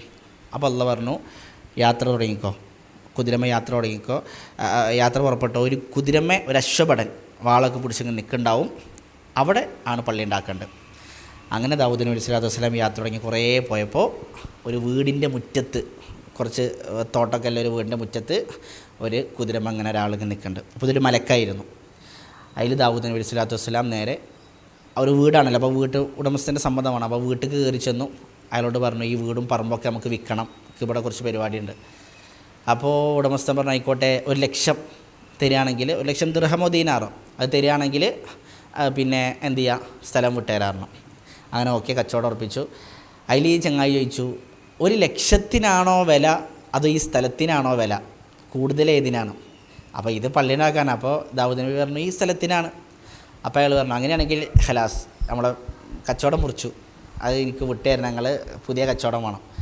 അപ്പോൾ ദാവൂദ് നബി അലൈഹി സ്വലാത്തു വസ്സലാം സമ്മതിച്ചു. അപ്പോൾ അയാൾ പറഞ്ഞു 2 ലക്ഷം വേണം. അപ്പോൾ ദാവൂദ് നബി അലൈഹി സ്വലാത്തു വസ്സലാം അതിനും സമ്മതിച്ചു. അപ്പോൾ അയാൾ ചോദിച്ചു 2 ലക്ഷത്തിനാണോ വില ഈ സ്ഥലത്തിനാണോ വില? അപ്പോൾ പിന്നെ പറഞ്ഞു ഈ സ്ഥലത്തിനാണ്. അപ്പോൾ അയാൾ പറഞ്ഞു എന്നാൽ കച്ചവടം മുറിക്കണം. അങ്ങനെ 3 ലക്ഷമാക്കി 4 ലക്ഷമാക്കി അവസാനം 5 ലക്ഷമാക്കി. എന്നിട്ട് പിന്നെ അപ്പോൾ ദാവൂദ് നബി സ്വലാത്തു വസ്സലാം പറഞ്ഞു ഞങ്ങൾക്കിത് വിട്ടേരും, ഞങ്ങൾക്ക് പള്ളി ഉണ്ടാക്കാൻ വേണ്ടിയിട്ടാണ്. അതിൽ ഈ മനുഷ്യൻ പള്ളി ഉണ്ടാക്കാൻ വേണ്ടിയിട്ടാണ്, എന്നൊക്കെ 5 ലക്ഷം വേണം, ഈ പറമ്പ് മൊത്തം ആടുമാടുകളും വേണം പറഞ്ഞു. അതിൽ ദാവൂദ് നബി സ്വലാത്തു വസ്സലാം പറഞ്ഞു ശരി ഒക്കെ തരാറുണ്ട്. അങ്ങനെ കച്ചവടം ഉറപ്പിച്ചു. ദാവൂദ് നബി അലൈഹി സ്വലാത്തു വസ്സലാം ഇസ്രായേലരോട് പറഞ്ഞു 5 ലക്ഷം അയാൾക്ക് വേണ്ട ആടുമാടുകളൊക്കെ കൊടുക്കാൻ വേണ്ടി പറഞ്ഞു. ടീംസ് ഇസ്രായേലരാണ്. ഓല് നേരെ എന്ത് ചെയ്തു, പൈസ കൊടുത്തില്ല, മാത്രമല്ല അയാളെ രാത്രിക്ക് എന്ത് ചെയ്തു, അയാളങ്ങനെ മാറ്റിക്കൊണ്ടുപോയിട്ട് അയാളോട് പറഞ്ഞു ആ 5 ലക്ഷമല്ല ആടുമാടുമില്ല ഒന്നുമില്ല, ഇവിടുന്ന് പോയിക്കോലേ, എൻ്റെ പുറം പള്ളിപ്പുറാവും, മര്യാദക്ക് ഇവിടുന്ന് പോയിക്കോ പറഞ്ഞു. അതിൽ ഇയാൾ നേരെ ദാവൂദ് നബി സ്വലാത്തു വസ്സലാമത്തേക്ക് എന്നിട്ട് പറഞ്ഞു അല്ല നിങ്ങൾ ബലം പ്രയോഗിച്ചിട്ടാണോ ഇതിനെ ഇറക്കണത്, അതല്ല തൃപ്തിക്ക് അടിസ്ഥാനത്തിലാണോ? അവർ തൃപ്തിയോടെയാണ്. അപ്പോൾ ഇങ്ങനെയൊക്കെ ഉണ്ടായി. അവ പറഞ്ഞു അങ്ങനെയാണെങ്കിൽ ദാവൂദ് സ്വലാത്തു വസ്സലാമിന് എന്ത് ചെയ്തു, പൈസ കൊടുത്ത് ആടുമാടുകളൊക്കെ കൊടുത്തിട്ട് കച്ചവടം തൃപ്തിയിൽ അവസാനിപ്പിച്ച് അവിടെ പിന്നെ എന്ത് ചെയ്യാണ്, ദാവൂദ് നബി അലൈഹി സ്വലാത്തു വസ്സലാം പള്ളി ഉണ്ടാക്കുകയാണ്. അങ്ങനെ പള്ളി ഉണ്ടാക്കി പണി പൂർത്തിയായില്ല. പിന്നീട് ആ പണി പൂർത്തിയാക്കിയത് ആരാണ്? മകൻ സുലൈമാൻ അലൈഹി സ്വലാത്തു വസ്സലാമാണ്. സുലൈമാൻ അലൈഹി സ്വലാത്തു വസ്സലാം പണി പൂർത്തിയാക്കി. അങ്ങനെയാണ് മസ്ജിദുൽ അഖ്സ ഉണ്ടാവുന്നത്. മസ്ജിദുൽ അഖ്സ ഉണ്ടായി. ഇപ്പോൾ മസ്ജിദുൽ അഖ്സയിൽ ജൂതന്മാർ എന്താ പറയുന്നത്, പറയുന്നത് മസ്ജിദുൽ അഖ്സ അവിടെയായിരുന്നു ഹൈക്കൽ സുലൈമാൻ എന്നാണ്. ഹൈക്കൽ സുലൈമാൻ എന്ന് പറഞ്ഞാൽ ഇതാണ്, പറയുന്ന ഹൈക്കൽ സുലൈമാൻ ഇതാണ്. അഥവാ സുലൈമാൻ ഹൈക്കൽ എന്ന് പറഞ്ഞാൽ ആരാധനാലയം, നമ്മൾ പള്ളി എന്നൊക്കെ പറയുന്ന പോലെ. അപ്പോൾ സുലൈമാൻ നബി അലൈഹി സ്വലാത്തു വസ്സലാമിൻ്റെ മെഹ്റാബ് ആരാധനാലയം അത് ആണ് ഇത്. അതെവിടെയായിരുന്നു? മസ്ജിദുൽ അഖ്സയിലായിരുന്നു. അത് മുസ്ലിമീങ്ങൾ പൊളിച്ചു മാറ്റിയിട്ടാണ് അതിൻ്റെ മുകളിലാണ് മസ്ജിദുൽ അഖ്സ ഉണ്ടാക്കിയിരിക്കണം എന്നുള്ളതാണ് എന്ത് പറയുന്നത്, ജൂതന്മാർ പറയുന്നത്. നമ്മൾ മറ്റേ ചരിത്രം ഫുള്ളാക്കിയില്ല. ഈ ചരിത്രം ഇപ്പോൾ ആര് പറഞ്ഞു കൊടുത്താണ്? ഉബൈ ബിൻ കഅബ് റളിയല്ലാഹു ചരിത്രം പറഞ്ഞു കൊടുത്താണ്. അപ്പോൾ ഈ ചരിത്രം പറഞ്ഞു കൊടുത്തപ്പോൾ അബ്ബാസ് റളിയല്ലാഹു പറഞ്ഞു അങ്ങനെയാണെങ്കിൽ ഉമർ നിങ്ങൾക്ക് വിട്ടുതരാം. അതിൽ അബ്ബാസ് റളിയല്ലാഹു ഉമർ റളിയല്ലാഹു ചോദിക്കുകയാണ് ആദ്യം എന്താ എനിക്കപ്പോൾ തരായിന്ന്? അപ്പോൾ അബ്ബാസ് റളിയല്ലാഹു പറയാണ് ആദ്യം നിങ്ങൾ ഖലീഫ എന്നുള്ള രൂപത്തിൽ ബലം പ്രയോഗിച്ചിട്ട് എന്നോട് ചോദിച്ചുകൊണ്ടാണ് ഞാൻ തരാതിരുന്നത്. ഇപ്പോൾ അതെന്താണ്, ഞങ്ങൾക്ക് അള്ളാഹിൻ്റെ മാർഗ്ഗത്തിൽ തരികയാണെങ്കിൽ പകരം സ്ഥലവും വേണ്ട, വീടും വേണ്ട, സ്വതക്കയറ്റം പള്ളിക്ക് വേണ്ടി വഖഫിയാണെന്ന് പറഞ്ഞ അദ്ദേഹം അത് കൊടുത്തു എന്നാണ്. ശരി, ഏതായിരുന്നാലും അപ്പോൾ ജൂതന്മാർ ജലിപ്പിക്കണ എന്താ, സുലൈമാൻ നബി അലൈഹി സ്വലാത്തു വസ്സലാം അദ്ദേഹത്തിൻ്റെ ഹൈക്കലുണ്ടായിരുന്നു. ഈ ഹൈക്കൽ മുസ്ലിമീങ്ങൾ തകർത്തു. അതിൻ്റെ മുകളിലാണ് ബൈത്തുൽ മഖ്ദിസ് അവർ പടുത്തുയർത്തിയതെന്നാണ്. അത് ശരിക്കും ഒരു കള്ളപ്രചരണമാണ്. ഞാൻ നേരത്തെ പറഞ്ഞില്ല, ഭയങ്കര ബുദ്ധിയാണ് ജൂതന്മാർക്ക്. എന്നിട്ട് ഓല് എന്താ കാട്ടുന്നത് അറിയോ, ഹൈക്കൽ സുലൈമാൻ പറഞ്ഞിട്ട് അത് കിട്ടണമെന്ന് പറഞ്ഞിട്ട് ഓല് കാട്ടുന്ന പരിപാടിയാണത്. ഹൈക്കൽ സുലൈമാൻ തിരയാണ് ഓല് ശരിക്കും. അപ്പോൾ ഓല് മസ്ജിദുൽ അഖ്സ തൊടണില്ല, കണ്ടോ, മസ്ജിദുൽ അഖ്സ ഓലൊന്നും തൊടണില്ല. പക്ഷെ നോക്ക്, അടിയിൽ കൂടെ ഒക്കെ തുറന്ന് സൈഡിൽ കൂടെ ഒക്കെ തുറന്ന് വരുന്നത്. ഇപ്പം എന്താ ഉണ്ടാവുക, ഇനി ദൂടിന് പോയാലോ മസ്ജിദുൽ അഖ്സ നശിക്കും. അപ്പോൾ ഓല് പറയാം ഞങ്ങൾ മസ്ജിദുൽ അഖ്സ തൊടണില്ല പറയും. പക്ഷേ ഓല് ചെയ്യണത് എന്താ, മസ്ജിദുൽ അഖ്സ നശിപ്പിക്കുകയാണ്. ഇതൊക്കെ അതിൻ്റെ ചിത്രങ്ങൾ കണ്ടോ. ഇത് മസ്ജിദുൽ അഖ്സയുടെ ചുവട്ടിലുള്ള ടണലാണ്. വിഷർ കണ്ടിട്ടില്ലേ? ഈ ഹൊഫ്രയാത്ത് എന്നൊക്കെ പിന്നെ നെറ്റിലടിച്ച് നോക്കി കഴിഞ്ഞാൽ, നെറ്റിലടിച്ച് നോക്കിയാൽ ഇങ്ങനെ കുറേ ടണലുകൾ കാണാൻ പറ്റും. മസ്ജിദുൽ അഖ്സയുടെ ചുവട്ടിൽ കൂടെ ട്രെയിൻ വരെ പോകുന്നുണ്ടെന്നാണ് പറയുന്നത്. അത്രയും വലിയ ടണലുകൾ പോലെ എന്ത് ചെയ്തുക്കണു ഉണ്ട്. അപ്പോൾ ഓല് പറയണത് മസ്ജിദുൽ അഖ്സ ഞങ്ങൾ തൊടുന്നില്ല, പക്ഷേ ഞങ്ങളെ ഹൈക്കൽ സുലൈമാൻ തിരയാണ്. അപ്പോൾ തിരഞ്ഞ് തോണ്ടി മസ്ജിദുൽ അഖ്സയുടെ മതിൽ വരെ പോവും. ഇനി പിൽക്കാലഘട്ടത്തിൽ മെല്ലെ എന്ത് ചെയ്യും, മസ്ജിദുൽ അഖ്സ ഓല് തകർക്കും. മസ്ജിദുൽ അഖ്സ തകർക്കപ്പെടൂല എന്ന് നമുക്ക് പറയാൻ പറ്റില്ല. ഒരു പക്ഷേ തകർക്കപ്പെട്ടേക്കാം, മുൻ കാലഘട്ടത്തിലൊക്കെ തകർക്കപ്പെട്ടിട്ടുണ്ട്. പക്ഷേ ഒരു കാര്യം ഉറപ്പാണ്, ദജ്ജാൽ വരുന്ന സമയത്ത് എന്തുണ്ടാവും, മസ്ജിദുൽ അഖ്സ ഇവിടെ ഉണ്ടാവും. കാരണം റസൂൽ സല്ലല്ലാഹു അലൈഹി വസല്ലം പറഞ്ഞു 4 പള്ളികളിലേക്ക് ദജ്ജാൽ പ്രവേശിക്കൂല. 1 മസ്ജിദുൽ ഹറം, 2 മസ്ജിദുൽ നബവി, 3 മസ്ജിദു ഈലിയ, മസ്ജിദുൽ അഖ്സ, 4 മസ്ജിദു തൂർ. തൂരി സീന പർവ്വതം ഉണ്ടല്ലോ, വത്തീനി വസ്സൈത്തൂൻ വത്തൂരി സീനീൻ, ആ തൂരി സീന പർവ്വതം. അത് അവിടെ ഒരു പർവ്വതമാണോ അല്ല അതൊരു പള്ളിയാണോ അതല്ല ആ സ്ഥലം മൊത്തമാണോ എന്നൊക്കെ അഭിപ്രായ വ്യത്യാസങ്ങളുണ്ട്. ഏതായിരുന്നാലും അവിടെ റസൂൽ മസ്ജിദുൽ അഖ്സ ഇപ്പം എന്തുണ്ടാവും, ഇവിടെ ഉണ്ടാവും. ദജ്ജാൽ വരുന്ന സമയത്ത് ദജ്ജാലിന് അവിടെ കയറാൻ കഴിയൂല. അപ്പോൾ ഇതൊക്കെ ഓല് ചെയ്യണ പരിപാടികളാണ്. അപ്പോൾ ശരിക്കും ഹൈക്കൽ സുലൈമാൻ്റെ ചരിത്രം എന്താ, അപ്പോൾ സുലൈമാൻ നബി അലൈഹി സ്വലാത്തു വസ്സലാമിന് കുറേ മിഹ്റാബുകൾ ഉണ്ടായിരുന്നു. കുറേ മിഹ്റാബുകൾ സുലൈമാൻ നബി അലൈഹി സ്വലാത്തു വസ്സലാമിനുണ്ടായിരുന്നു. ജിന്നുകൾ അദ്ദേഹത്തിന് വേണ്ടി പണിയെടുത്തിരുന്നല്ലോ, അതുകൊണ്ട് ജിന്നുകൾ അവിടെ ഇവിടെ ആയിട്ട് കുറേ മിഹ്റാബുകൾ. അത് സുലൈമാൻ നബി അലൈഹി സ്വലാത്തു വസ്സലാമിന് മാത്രമല്ല, ദാവൂദ് നബി അലൈഹി സ്വലാത്തു വസ്സലാമിനുണ്ടായിരുന്നു. സക്കരിയ നബി അലൈഹി സ്വലാത്തു വസ്സലാമിന് നമ്മൾ വായിക്കണില്ലേ, കുല്ലമാ ദഖല അലൈഹ സക്കരിയൽ മിഹ്റാബ് വജദ ഇൻദഹ റിസ്ഖ. മറിയം റളിയല്ലാഹു അടുത്തേക്ക് മിഹ്റാബിലേക്ക് പ്രവേശിക്കുമ്പോഴെല്ലാം അവിടെ നല്ല റിസ്ക്കുകൾ, ഫ്രൂട്ട്സൊക്കെ അങ്ങനെ കാണും. അതേപോലെ അദ്ദേഹത്തിന് കുട്ടി ഉണ്ടാവാൻ പോകാൻ സന്തോഷ വാർത്ത അറിയിച്ചു. അപ്പോൾ അദ്ദേഹം അള്ളാഹിനോട് തെളിവ് ചോദിച്ചു. അപ്പോൾ അള്ളാഹ് പറഞ്ഞു 3 ദിവസം സംസാരിക്കാൻ കഴിയൂല, അല്ലാ തുകല്ലിമന്നാസ സലാസ ലയാലിൻ സവിയ, 3 ദിവസം നേരെ സംസാരിക്കാൻ കഴിയൂല. ഫഖറജ അലാ ഖൗമിഹി മിനൽ മിഹ്റാബ്, മിഹ്റാബിൽ നിന്ന് അദ്ദേഹം ജനങ്ങളിലേക്ക് പുറപ്പെട്ടു. അപ്പോൾ സക്കരിയ നബി സ്വല്ലല്ലാഹു അലൈഹി വസല്ലമിനും ആരാധനാലയം ഉണ്ടായിരുന്നു. മിഹ്റാബ് പറഞ്ഞ ആരാധനാലയം അത്രേ ഉള്ളൂ. അത് ദാവൂദ് നബിക്കും ഉണ്ടായിരുന്നു, സുലൈമാൻ നബിക്ക് കുറേ ഉണ്ടായിരുന്നു. അപ്പോൾ ഇവർ കെട്ടിപ്പൊക്കിയ ഒരു കള്ളക്കഥയാണത്. ഒരു പക്ഷേ ഇവിടെ ഉണ്ടായിട്ടുണ്ടാവാം, മസ്ജിദുൽ അഖ്സയുടെ ചോട്ടിൽ ഉണ്ടായിട്ടുണ്ടാവും. പക്ഷേ മുസ്ലിമീങ്ങൾ എന്ത് ചെയ്തിട്ടില്ല, അത് തകർത്തില്ല. കാരണം ഞാൻ നേരത്തെ പറഞ്ഞില്ലേ, ഈ ജൂതന്മാർ ഇവരെ ഈ വൃത്തികെട്ട സ്വഭാവം കാരണം എല്ലാ ജനവിഭാഗങ്ങളും ഇവരെ തച്ചോടിക്കും. അപ്പോൾ അതിലാണിപ്പോൾ ബുഖ്തുൻസുർ രാജാവും ടെറ്റിസും ഇവർ രണ്ടുപേരും ജൂതന്മാരെ ഒരു പ്രാവശ്യം ശക്തമായിട്ട് അറ്റാക്ക് ചെയ്തിട്ടുണ്ട്. ഇപ്പോൾ നമ്മൾ സൂറത്തുൽ ബഖറയിൽ വായിക്കണില്ലേ, ഔ കല്ലദീ മർറ അലാ ഖറിയത്തിൻ വഹിയ ഖാവിയത്തുൻ അലാ ഉറൂഷിഹ അന്ന യുഹി ഹാദിഹില്ലാഹു ബഅദ മൗതിഹ എന്നൊക്കെ പറഞ്ഞ് ഒരായത്തുണ്ടല്ലോ. അഥവാ ഒരു പ്രവാചകൻ ഒരു നാട്ടിൽ കൂടെ നടന്നു പോവുകയാണ്. അപ്പോൾ ആ നാടിൻ്റെ പ്രത്യേകത വഹിയ ഖാവിയത്തുൻ അലാ ഉറൂഷിഹ, അതിൻ്റെ മേൽക്കൂരടക്കാൻ നാട് പൂർണ്ണമായിട്ട് തകർന്നിട്ടുണ്ട് എന്ന് പറഞ്ഞ് ഉസൈർ അലൈഹി സ്വലാത്തു വസ്സലാമിൻ്റെ ചരിത്രം വായിക്കുന്നുണ്ട് 259 ആയത്തിൽ. അപ്പോൾ അവിടെ ആ ചരിത്രത്തിൻ്റെ തഫ്സീറിൽ, ആ ആയത്തിൻ്റെ തഫ്സീറിൽ പണ്ഡിതന്മാർ പറഞ്ഞത് അത് ബുഖ്തുൻസുർ രാജാവ് ബാബിലോണിയ അറ്റാക്ക് ചെയ്തതായിരുന്നു എന്നാണ്. ആ നാട് ബാബിലോണിയായിരുന്നു.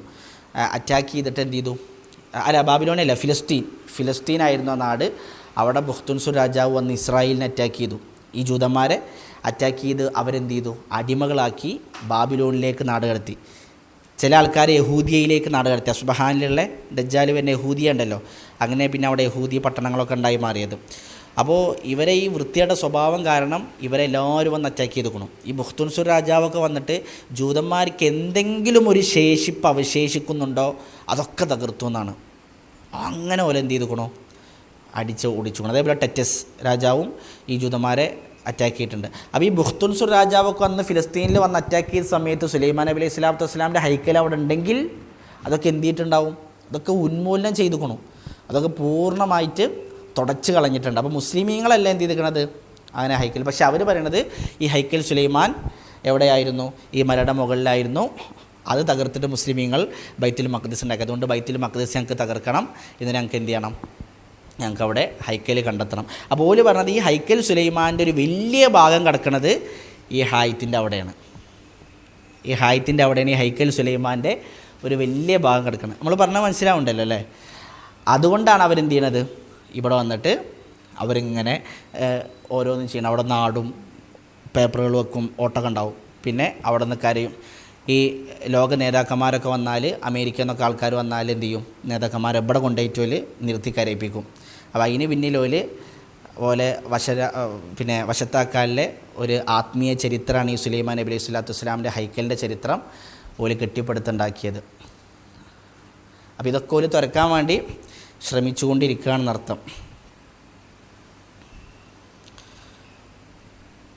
ഇതെന്താ, ഹാഹാം. ഇത് ഹാഹാമാണ്. ഹാഹാം എന്ന് പറഞ്ഞാൽ ജൂതപുരോഹിതൻ. ഹാഹാം എന്നാണ് പറയുക, ജൂതപുരോഹിതൻ. ഇയാൾ ലെൻസ് വെച്ചിട്ട് എന്തോ നോക്കുകയാണ്. അഥവാ ജൂതന്മാർ ഒരു കെട്ടിപ്പടുത്തുണ്ടാക്കിയ ഒരു കഥയാണ്. ഓലെ വിശ്വാസപ്രകാരം ജൂതന്മാരൊന്നും ഇപ്പോൾ സംസ്കരിക്കപ്പെട്ടവരല്ല, ഒക്കെ മലിനമാക്കപ്പെട്ടവരാ, അശുദ്ധരാണ്. അപ്പം ഇനി ഓല് വിശുദ്ധി ആർജിക്കണം, സംസ്കരിക്കപ്പെടണം, എന്നാലേ ഓൽക്ക് ഹൈക്കൽ സുലൈമാൻ ഉണ്ടാക്കാൻ പറ്റുള്ളൂ. ഇപ്പോൾ ഓലെ കൊണ്ട് ഹൈക്കൽ സുലൈമാൻ ഉണ്ടാക്കാൻ കഴിയൂല, കാരണം ഓലൊക്കെ അശുദ്ധരാണ്. അപ്പോൾ എങ്ങനെ ഇനി ഓല് ശുദ്ധി ആർജിക്കും? അതിന് ഓല് പറയണത് ഒരു ചുവന്ന പശു ജനിക്കുന്നതാണ്. അല്ല ബക്കറത്തുൽ ഹംറ എന്ന് നെറ്റിലടിച്ച് നോക്കിയാൽ അതിൻ്റെ ചരിത്രങ്ങളൊക്കെ കിട്ടും. ഒരു ചുവന്ന പശു ജനിക്കാനുണ്ട് ലോകത്ത്. അതിൻ്റെ മേത്ത് ഒരു രോമം പോലും ചുവപ്പല്ലാത്തത് ഉണ്ടാവില്ല എന്നാണ്, പൂർണ്ണമായി ചുവന്ന പശു. അങ്ങനെ ഒരു പശു ജനിച്ചാൽ അതിനെ അറുക്കണം, എന്നിട്ട് അതിനെ കത്തിച്ച് ചാരമാക്കി ആ ചാരം ഭസ്മം കൊണ്ടുപോയിട്ട് ഏതെങ്കിലും ഒരു നദിയിലെ ഒരു കുളത്തിൽ പിന്നെ എന്ത് ചെയ്യണം, മിക്സ് ചെയ്യണം. എന്നിട്ട് അതിൽ സ്നാനം ചെയ്ത് അതിൽ മുങ്ങി പൊങ്ങിയാൽ ഓല് സംസ്കരിക്കപ്പെട്ടു. അങ്ങനെ സംസ്കരിക്കപ്പെട്ട ഒരു വിഭാഗത്തിന് മാത്രമേ ഹൈക്കൽ സുലൈമാൻ ഉണ്ടാക്കാൻ പറ്റൂ എന്നാണ് വല്ല വിശ്വാസം. അപ്പോൾ ഇപ്പോഴത്തെ ഒരു പശു അങ്ങനെ ജനിച്ചു. അപ്പോൾ ഇതിന് ഇവർക്ക് മഴഹദ് യൂണിവേഴ്സിറ്റിയൊക്കെ ഉണ്ട്, അമേരിക്കയിലുണ്ട്, പല സ്ഥലങ്ങളിലും ഇവർക്ക് ഇതിനായിട്ട് പഠനം നടത്താൻ പൈസ കൊടുത്തിട്ട് ആൾക്കാരെ ഏൽപ്പിച്ച് യൂണിവേഴ്സിറ്റിയും അതേപോലെ ബഹ്സ് നടത്തുന്ന പിന്നെ സെർച്ച് ചെയ്യുന്ന ആൾക്കാരൊക്കെ എന്ത് ചെയ്യുന്നുണ്ട്, ഇവർക്ക് ഇതിന് വേണ്ടിയിട്ടുണ്ട്. അപ്പോൾ ഇപ്പോഴത്തൊരു പശു ജനിച്ചു തറേ, ആ പശു ചുവപ്പാണ് ഫുള്ള്. അപ്പോൾ ഇങ്ങനെ ഇവർ ലെൻസൊക്കെ വെച്ച് നോക്കിക്കുമ്പോൾ 2-3 രോമങ്ങൾ കറുത്തുണ്ടായിരുന്നു. ഇവരെന്ത് ചെയ്തു, വലിയ പ്രതീക്ഷയിലായിരുന്നു. പക്ഷേ ആ പ്രതീക്ഷ മങ്ങിയെന്നാണ് പറയുന്നത്. അപ്പോൾ അതിങ്ങനെ നോക്കണ ആ ചിത്രമാണിത്. ഇതാണ് ഓല് പറഞ്ഞ ഹൈക്കൽ, ഇത് ജബൽ മൂരിയ. അപ്പോൾ നിങ്ങൾ നോക്കി, ഈ ഹൈക്കൽ സുലൈമാൻ ഇവിടെ വന്നാൽ പിന്നെ മസ്ജിദുൽ അഖ്സ എവിടെ ഇല്ല. അപ്പോൾ അതാണ് ഓലെ ലക്ഷ്യം, മസ്ജിദുൽ അഖ്സ ഇല്ലാതാക്കണം, അതാണ് ഓലെ ലക്ഷ്യം. അതിനു വേണ്ടി പറയുന്ന കള്ളക്കഥകളാണ്.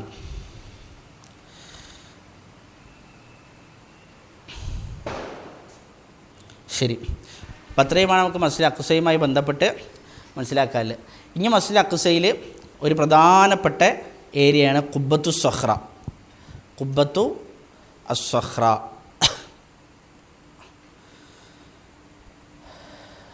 അപ്പോൾ ഹൈക്കൽ സുലൈമാൻ്റെ വിഷയം ക്ലിയർ ആണല്ലോ അല്ലേ?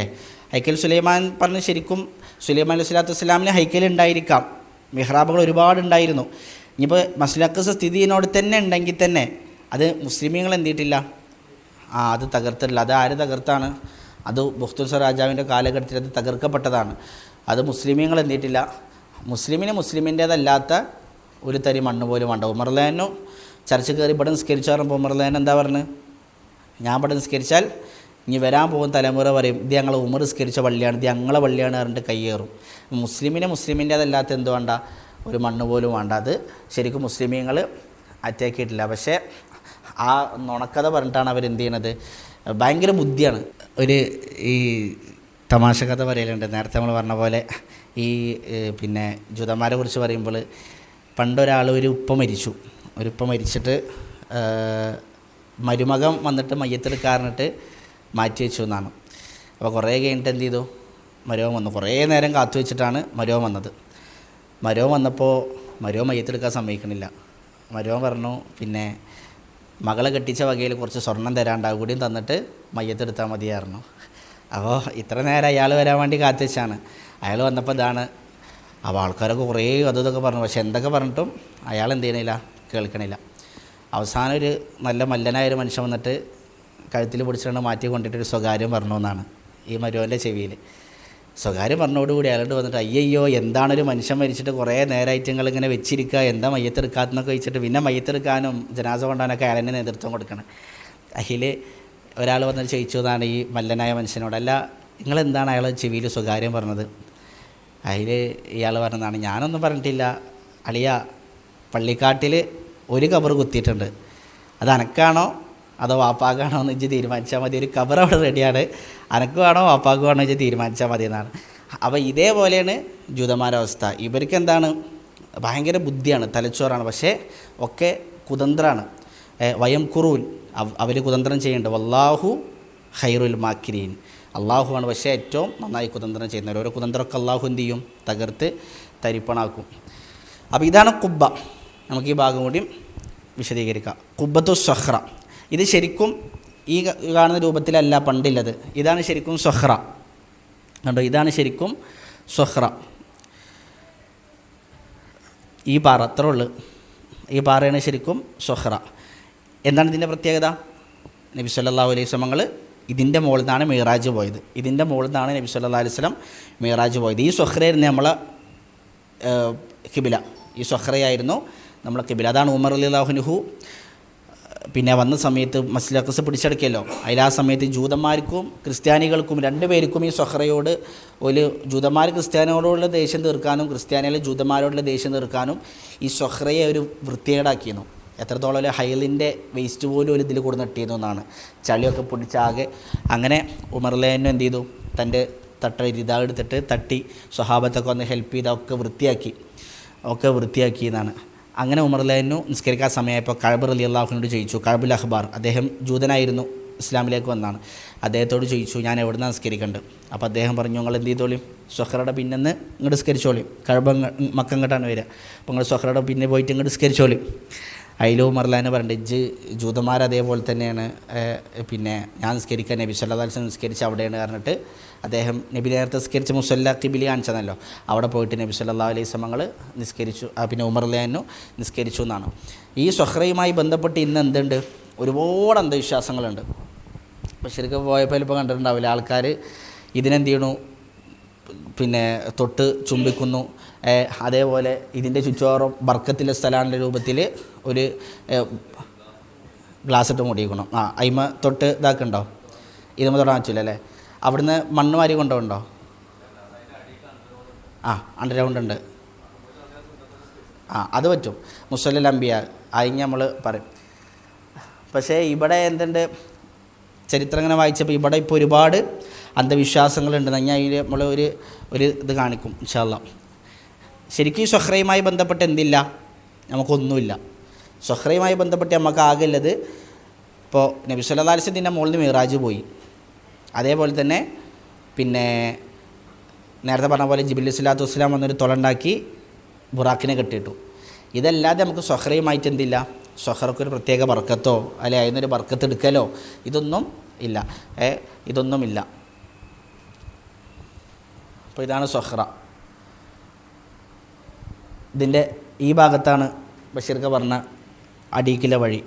അവിടെ ഒരു സ്റ്റെപ്പ് ഇറങ്ങിപ്പോയാൽ അതിനിടയിൽ മഹാറാമത്തുൽ അർവാഹ് അല്ലെങ്കിൽ മുസല്ലൽ അംബിയ എന്നൊക്കെ പറഞ്ഞിട്ട് ഒരു സ്ഥലം നമുക്ക് പറയാം. ഇതാണ് ആ സ്ഥലം, മുസല്ലൽ അംബിയ എന്നാണ് പറയുന്നത്. പക്ഷേ ഇതിൻ്റെ ചരിത്രം എന്താണെന്ന് എനിക്ക് മനസ്സിലായിട്ടില്ല. നിങ്ങൾ അറിയോ ഇതിൻ്റെ എന്താണെന്ന്? ഇത് നമ്മൾ നേരത്തെ കാണിച്ച സ്വഹ്റയുടെ ഇവിടെ സ്റ്റെപ്പുകളുണ്ട്. ആ സ്റ്റെപ്പുകളിൽ ഇറങ്ങിപ്പോയാൽ അടിയിൽ മുസല്ലൽ അംബിയ ആണ്. പിന്നെ അതിൻ്റെ മുകളിലാണ് പിൽക്കാലഘട്ടത്തിൽ എന്തു ചെയ്തത്, ഈ കുബ്ബ ഉണ്ടാക്കിയത്. അപ്പോൾ ആ പാറയാണ് അടിസ്ഥാനം. ആ പാറയാണ് നമ്മളെ ഖിബില ഉണ്ടായത്. നബി സല്ലല്ലാഹു അലൈഹി വസല്ലം മിറാജ് പോയത് ആ പാറയുടെ മുകളിൽ നിന്നാണ്. ആ പാറയുടെ മുകളിലാണ് പിൽക്കാലഘട്ടത്തിൽ ഈ കുബ്ബ ഉണ്ടാക്കിയത്. അതുകൊണ്ടാണ് ഖുബ്ബത്തു സ്വഹ്റ എന്ന പേര് വന്നത്. അപ്പോൾ ഇതുണ്ടാക്കിയതിൻ്റെ പിന്നിൽ ഇതുണ്ടാക്കിയത് അബ്ദുൽ മലിക് ബിൻ മർവാനാണ്. ഖുലഫാക്കളുടെ ഭരണങ്ങൾക്ക് ശേഷം ഉമവികൾ വന്നു. ഉമവികളിൽ അബ്ദുൽ മലിക് ബിൻ മർവാനാണ് ഇത് ഉണ്ടാക്കിയത്. 6 വർഷം കൊണ്ടാണ് ഈ കുബ്ബ ഉണ്ടാക്കിയത്. ഈ കുബ്ബ ഭയങ്കര സംഭവമാണ്. നമ്മൾ ഇനി കാണിക്കാം. ഇത് ഉണ്ടാക്കാനൊരു കാരണമുണ്ട്. ഇത് ഈമാൻ കയറിയിട്ട് വിശ്വാസം അങ്ങനെ കൂലിട്ടാൻ വേണ്ടി ഉണ്ടാക്കിയൊന്നല്ല. ഇത് രാഷ്ട്രീയപരമായ ചില കളികളാണ്. ഇപ്പോൾ ഈ ഷാമ് ഭാഗങ്ങൾ, ഫിലിസ്തീൻ ഭാഗങ്ങൾ നോക്കിയത് അബ്ദുൽ മലിക് ബിൻ മർവാനാണ്. ആ സമയത്ത് മസ്ജിദ് ഹറമിൻ്റെ ഭാഗത്ത് അന്ന് ഭരണാധികാരിയായിട്ടുണ്ടായിരുന്ന അബ്ദുല്ലാഹി ബിൻ സുബൈറാണ് റളിയല്ലാഹു അൻഹു. അപ്പോൾ അബ്ദുല്ലാഹി ബിൻ സുബൈർ റളിയല്ലാഹു അൻഹുവിന് എന്ത് ചെയ്യും, തൻ്റെ ആദർശത്തിലേക്ക് ആളെ കൂട്ടാൻ സുഖമാണ്. കാരണം ഹജ്ജിനും ഉംറക്കൊക്കെ ആൾക്കാർ വരുമ്പോൾ ഇഷ്ടംമാതിരി ആൾക്കാരെ കിട്ടും. അങ്ങനെ ആൾക്കാരെ കിട്ടും. പക്ഷേ അബ്ദുൽ മലിക് ബിൻ മർവാന തൻ്റെ ആദർശത്തിലേക്ക് ആളെ കൂട്ടാൻ അദ്ദേഹത്തിന് പ്രയാസമായിരുന്നു. അപ്പോൾ അദ്ദേഹത്തിന് ചില ആൾക്കാർ പറഞ്ഞു കൊടുത്ത ബുദ്ധിയാണ് ഇതേപോലെ എന്ത് ചെയ്യുക, ഒരു കുബ്ബ ഉണ്ടാക്കുക. പണ്ട് അബ്രഹത്ത് ഉണ്ടാക്കിയില്ലേ കുല്ലൈസ്, അതേപോലെ ഒരു കുബ്ബ ഉണ്ടാക്കാറുണ്ട്. ഒരു കുബ്ബ ഉണ്ടാക്കി.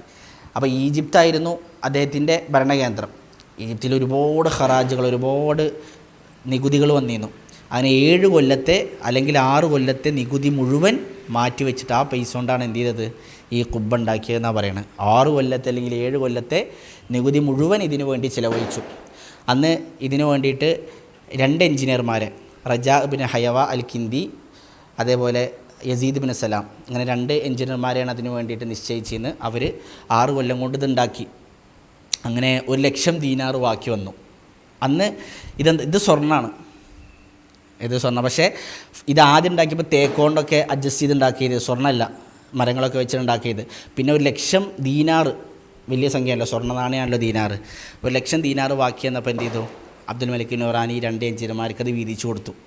അപ്പോൾ അവർ പറഞ്ഞു, രാജാവേ, ഞങ്ങളുടെ ഭാര്യമാരുടെ സ്വർണം പോലും ഇതിനു വേണ്ടി തരേണ്ടതാണ്, ഞങ്ങൾ അത്ര ഇതിനോട് കടപ്പെട്ട് നിൽക്കേണ്ട ആൾക്കാരാണ്, അതുകൊണ്ട് ഞങ്ങൾക്ക് ഈ പൈസ വേണ്ട, നിങ്ങൾ എന്ത് ചെയ്തോളിയും, ഇതിലെന്തെങ്കിലും ബാക്കി ചെയ്യാണ്ടേ, അതുകൊണ്ട് ചെയ്തോളി പറഞ്ഞ് അത് തിരിച്ചു കൊടുത്തു. പിന്നീട് ആ പൈസ കൊണ്ടാണ് എന്ത് ചെയ്തത്, ഇത് മുഴുവൻ സ്വർണ്ണമാക്കിയത്. അങ്ങനെയാണ് സ്വഹ്റയുടെ മുകളിൽ ഇന്നീ കാണപ്പെടുന്ന ഖുബ്ബത്തു സ്വഹ്റ ഉണ്ടായി വന്നത്.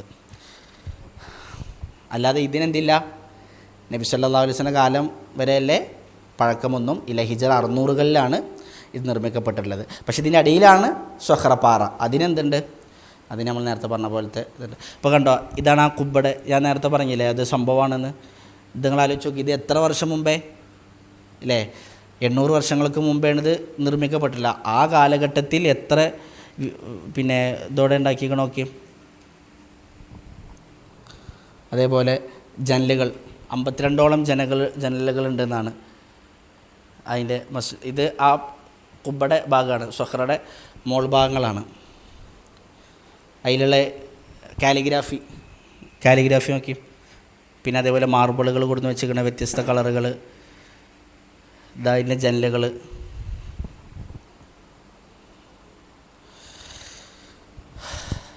ഇത് ഇങ്ങനെ ഒരു സാധനം ഉണ്ടല്ലോ അവിടെ, ഇത് മക്കാമി ഇബ്രാഹിം എന്നൊക്കെ പറയണ പോലെ, നമ്മളെ ഇബ്രാഹിം സ്വലാത്തു വസ്സലാമിൻ്റെ മക്കാമ് പോലെ. ഇതെന്താ സംഭവം? ഇതൊരു അന്ധവിശ്വാസവുമായി ബന്ധപ്പെട്ട ഒന്നാണ്. അഥവാ നബി സല്ലല്ലാഹു അലൈഹി വസല്ലം പാറമെന്ന് മിറാജ് പോയി. അവിടെ പിൽക്കാലഘട്ടത്തിൽ ആരോ വന്നിട്ട് 2 കാൽപാദങ്ങൾ വെച്ചുകൊണു. ശരിക്കും റസൂൽ സല്ലല്ലാഹു അലൈഹി വസല്ലമയുടെ കാൽപാദങ്ങളൊന്നുമല്ല, 2 കാൽപാദങ്ങൾ വെച്ച്. അപ്പോൾ അത് റസൂലിൻ്റെ കാൽപാദമാണെന്ന് പറഞ്ഞുണ്ടാക്കി. പിന്നെ അതൊരു ബർക്കത്ത് പോലെ അതിൻ്റെ മുകളിൽ കൂടെ മക്കാം ഇബ്രാഹിം പോലെ ഒരു സാധനം കെട്ടിപ്പടുത്തുണ്ടാക്കിയതാണ്. അല്ലാതെ ഇതെന്തല്ല, അതിന് പ്രത്യേകിച്ച് മഹത്വങ്ങളൊന്നുമില്ല. അപ്പം അത്രയാണ് സ്വഹ്റയുമായി ബന്ധപ്പെട്ട് നമുക്ക് മനസ്സിലാക്കല്ല. ഇനി അതിൽ അവിടെയുള്ള ചില മുസല്ലകളൊക്കെയാണ്. ഇത് ഞാൻ പറഞ്ഞില്ല, ഒരുപാട് മുസല്ല. ഇത് മുസല്ല മർവാനി, നമ്മൾ നേരത്തെ പറഞ്ഞില്ലേ, മുസല്ലൽ ജനായിസ്, ഖുബ്ബത്തു സ്വഹ്റ അൽ മഷ്രിഫ, മുസല്ല അൽ അഖ്സ അൽ ഖദീം, അങ്ങനെ ഒരുപാട് മുസല്ലകൾ, നിസ്കാര സ്ഥലങ്ങൾ മസ്ജിദുൽ അഖ്സയിലുണ്ട്. അതേപോലെ ഒരുപാട് ബായിക്കുകൾ, പിന്നെ ബാബുകൾ എന്നൊക്കെ പറഞ്ഞപ്പോൾ ഈ ഓപ്പൺ സ്റ്റേജുകളൊക്കെ ഉണ്ടാവില്ലേ, അതേപോലത്തെ ഈ കവാടങ്ങൾ എന്നൊക്കെ ഉണ്ടാവില്ലേ, അതേപോലത്തെ ഒരുപാട് കവാടങ്ങൾ എന്തുണ്ട് മസ്ജിദുൽ അഖ്സക്ക് ചുറ്റുമുണ്ട്.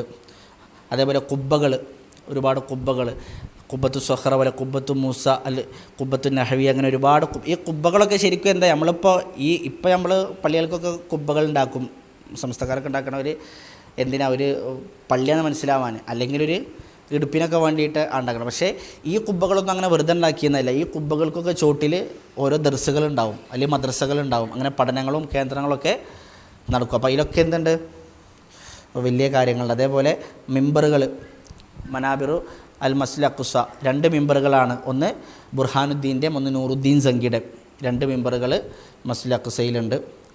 അതേപോലെ മഅ്ദനുകൾ, ബാങ്ക് കൊടുക്കുന്ന സ്ഥലങ്ങൾ, വ്യത്യസ്ത മഅ്ദനുകൾ മസ്ജിദുൽ അഖ്സയിലുള്ളതാണ്. അതേപോലെ മദാരിസുകൾ, മദ്രസകൾ, പാഠശാലകൾ മസ്ജിദുൽ അഖ്സയിലുള്ള, ഇതൊക്കെ ഇതിൻ്റെ ഉള്ളിലുള്ളതാണ് കേട്ടോ. അതേപോലെ മസാത്തിബുകൾ, എന്താ മസ്തബ പറഞ്ഞാൽ ഓപ്പൺ സ്റ്റേജ്, മേൽ കവർ ചെയ്യാതെ ഓപ്പൺ സ്റ്റേജുകൾ. ഇവിടെയാണ് ക്ലാസ്സുകൾ നടക്കും, ദർസുകൾ നടക്കും, വിജ്ഞാന സദസ്സുകൾ നടക്കും. അതിനൊക്കെ വേണ്ടിയിട്ട് 46 മസ്തബകൾ എന്ത് ചെയ്യുന്നുണ്ട് മസ്ജിദുൽ അഖ്സയിലുണ്ട് എന്നാണ് പറയുന്നത്. അതേപോലെ അറുവക്കകൾ പറഞ്ഞാൽ നമ്മൾ വരാന്ത എന്നൊക്കെ പറയില്ലേ, ആ വരാന്തകൾ. ഈ വരാന്തകളൊക്കെ തന്നെയാണ് നമ്മളെ വീടുത്തെ വലിയ സ്കൂളിൻ്റെ ഒക്കെ വരാന്ത പോലെയല്ല, ഇതൊക്കെ വിജ്ഞാന സദസ്സുകളാണ്. ഇവിടെയൊക്കെ എന്ത് ചെയ്യും, സദസ്സുകളാണ്, വിജ്ഞാനത്തിൻ്റെ ക്ലാസ്സുകൾ നടക്കാറുണ്ട്.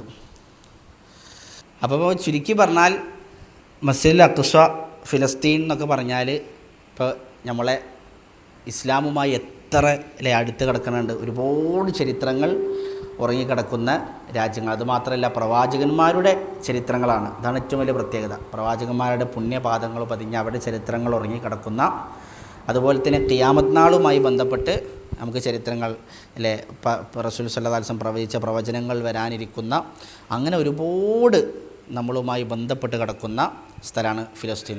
അപ്പോൾ അല്ലാഹു സുബ്ഹാനഹു വ തആല നമ്മുടെ ഇരുത്തം സ്വാലിഹാമലായി സ്വീകരിക്കുമാറാകട്ടെ. റബ്ബന ആതിന ഫിദ്ദുനിയ ഹസന വഫിൽ ആഖിറതി ഹസനതൻ വഖിനാ അദാബന്നാർ. റബ്ബന തഖബ്ബൽ മിന്നാ ഇന്നക അൻതസ് സമീഉൽ അലീം വതുബ് അലൈനാ ഇന്നക അൻതത് തവ്വാബുർ റഹീം. സുബ്ഹാനകല്ലാഹുമ്മ വബിഹംദിക അഷ്ഹദു അൻ ലാ ഇലാഹ ഇല്ലാ അൻത അസ്തഗ്ഫിറുക വഅതൂബു ഇലൈക്. അസ്സലാമു അലൈക്കും വറഹ്മത്തുള്ളാഹി വബറകാതുഹു.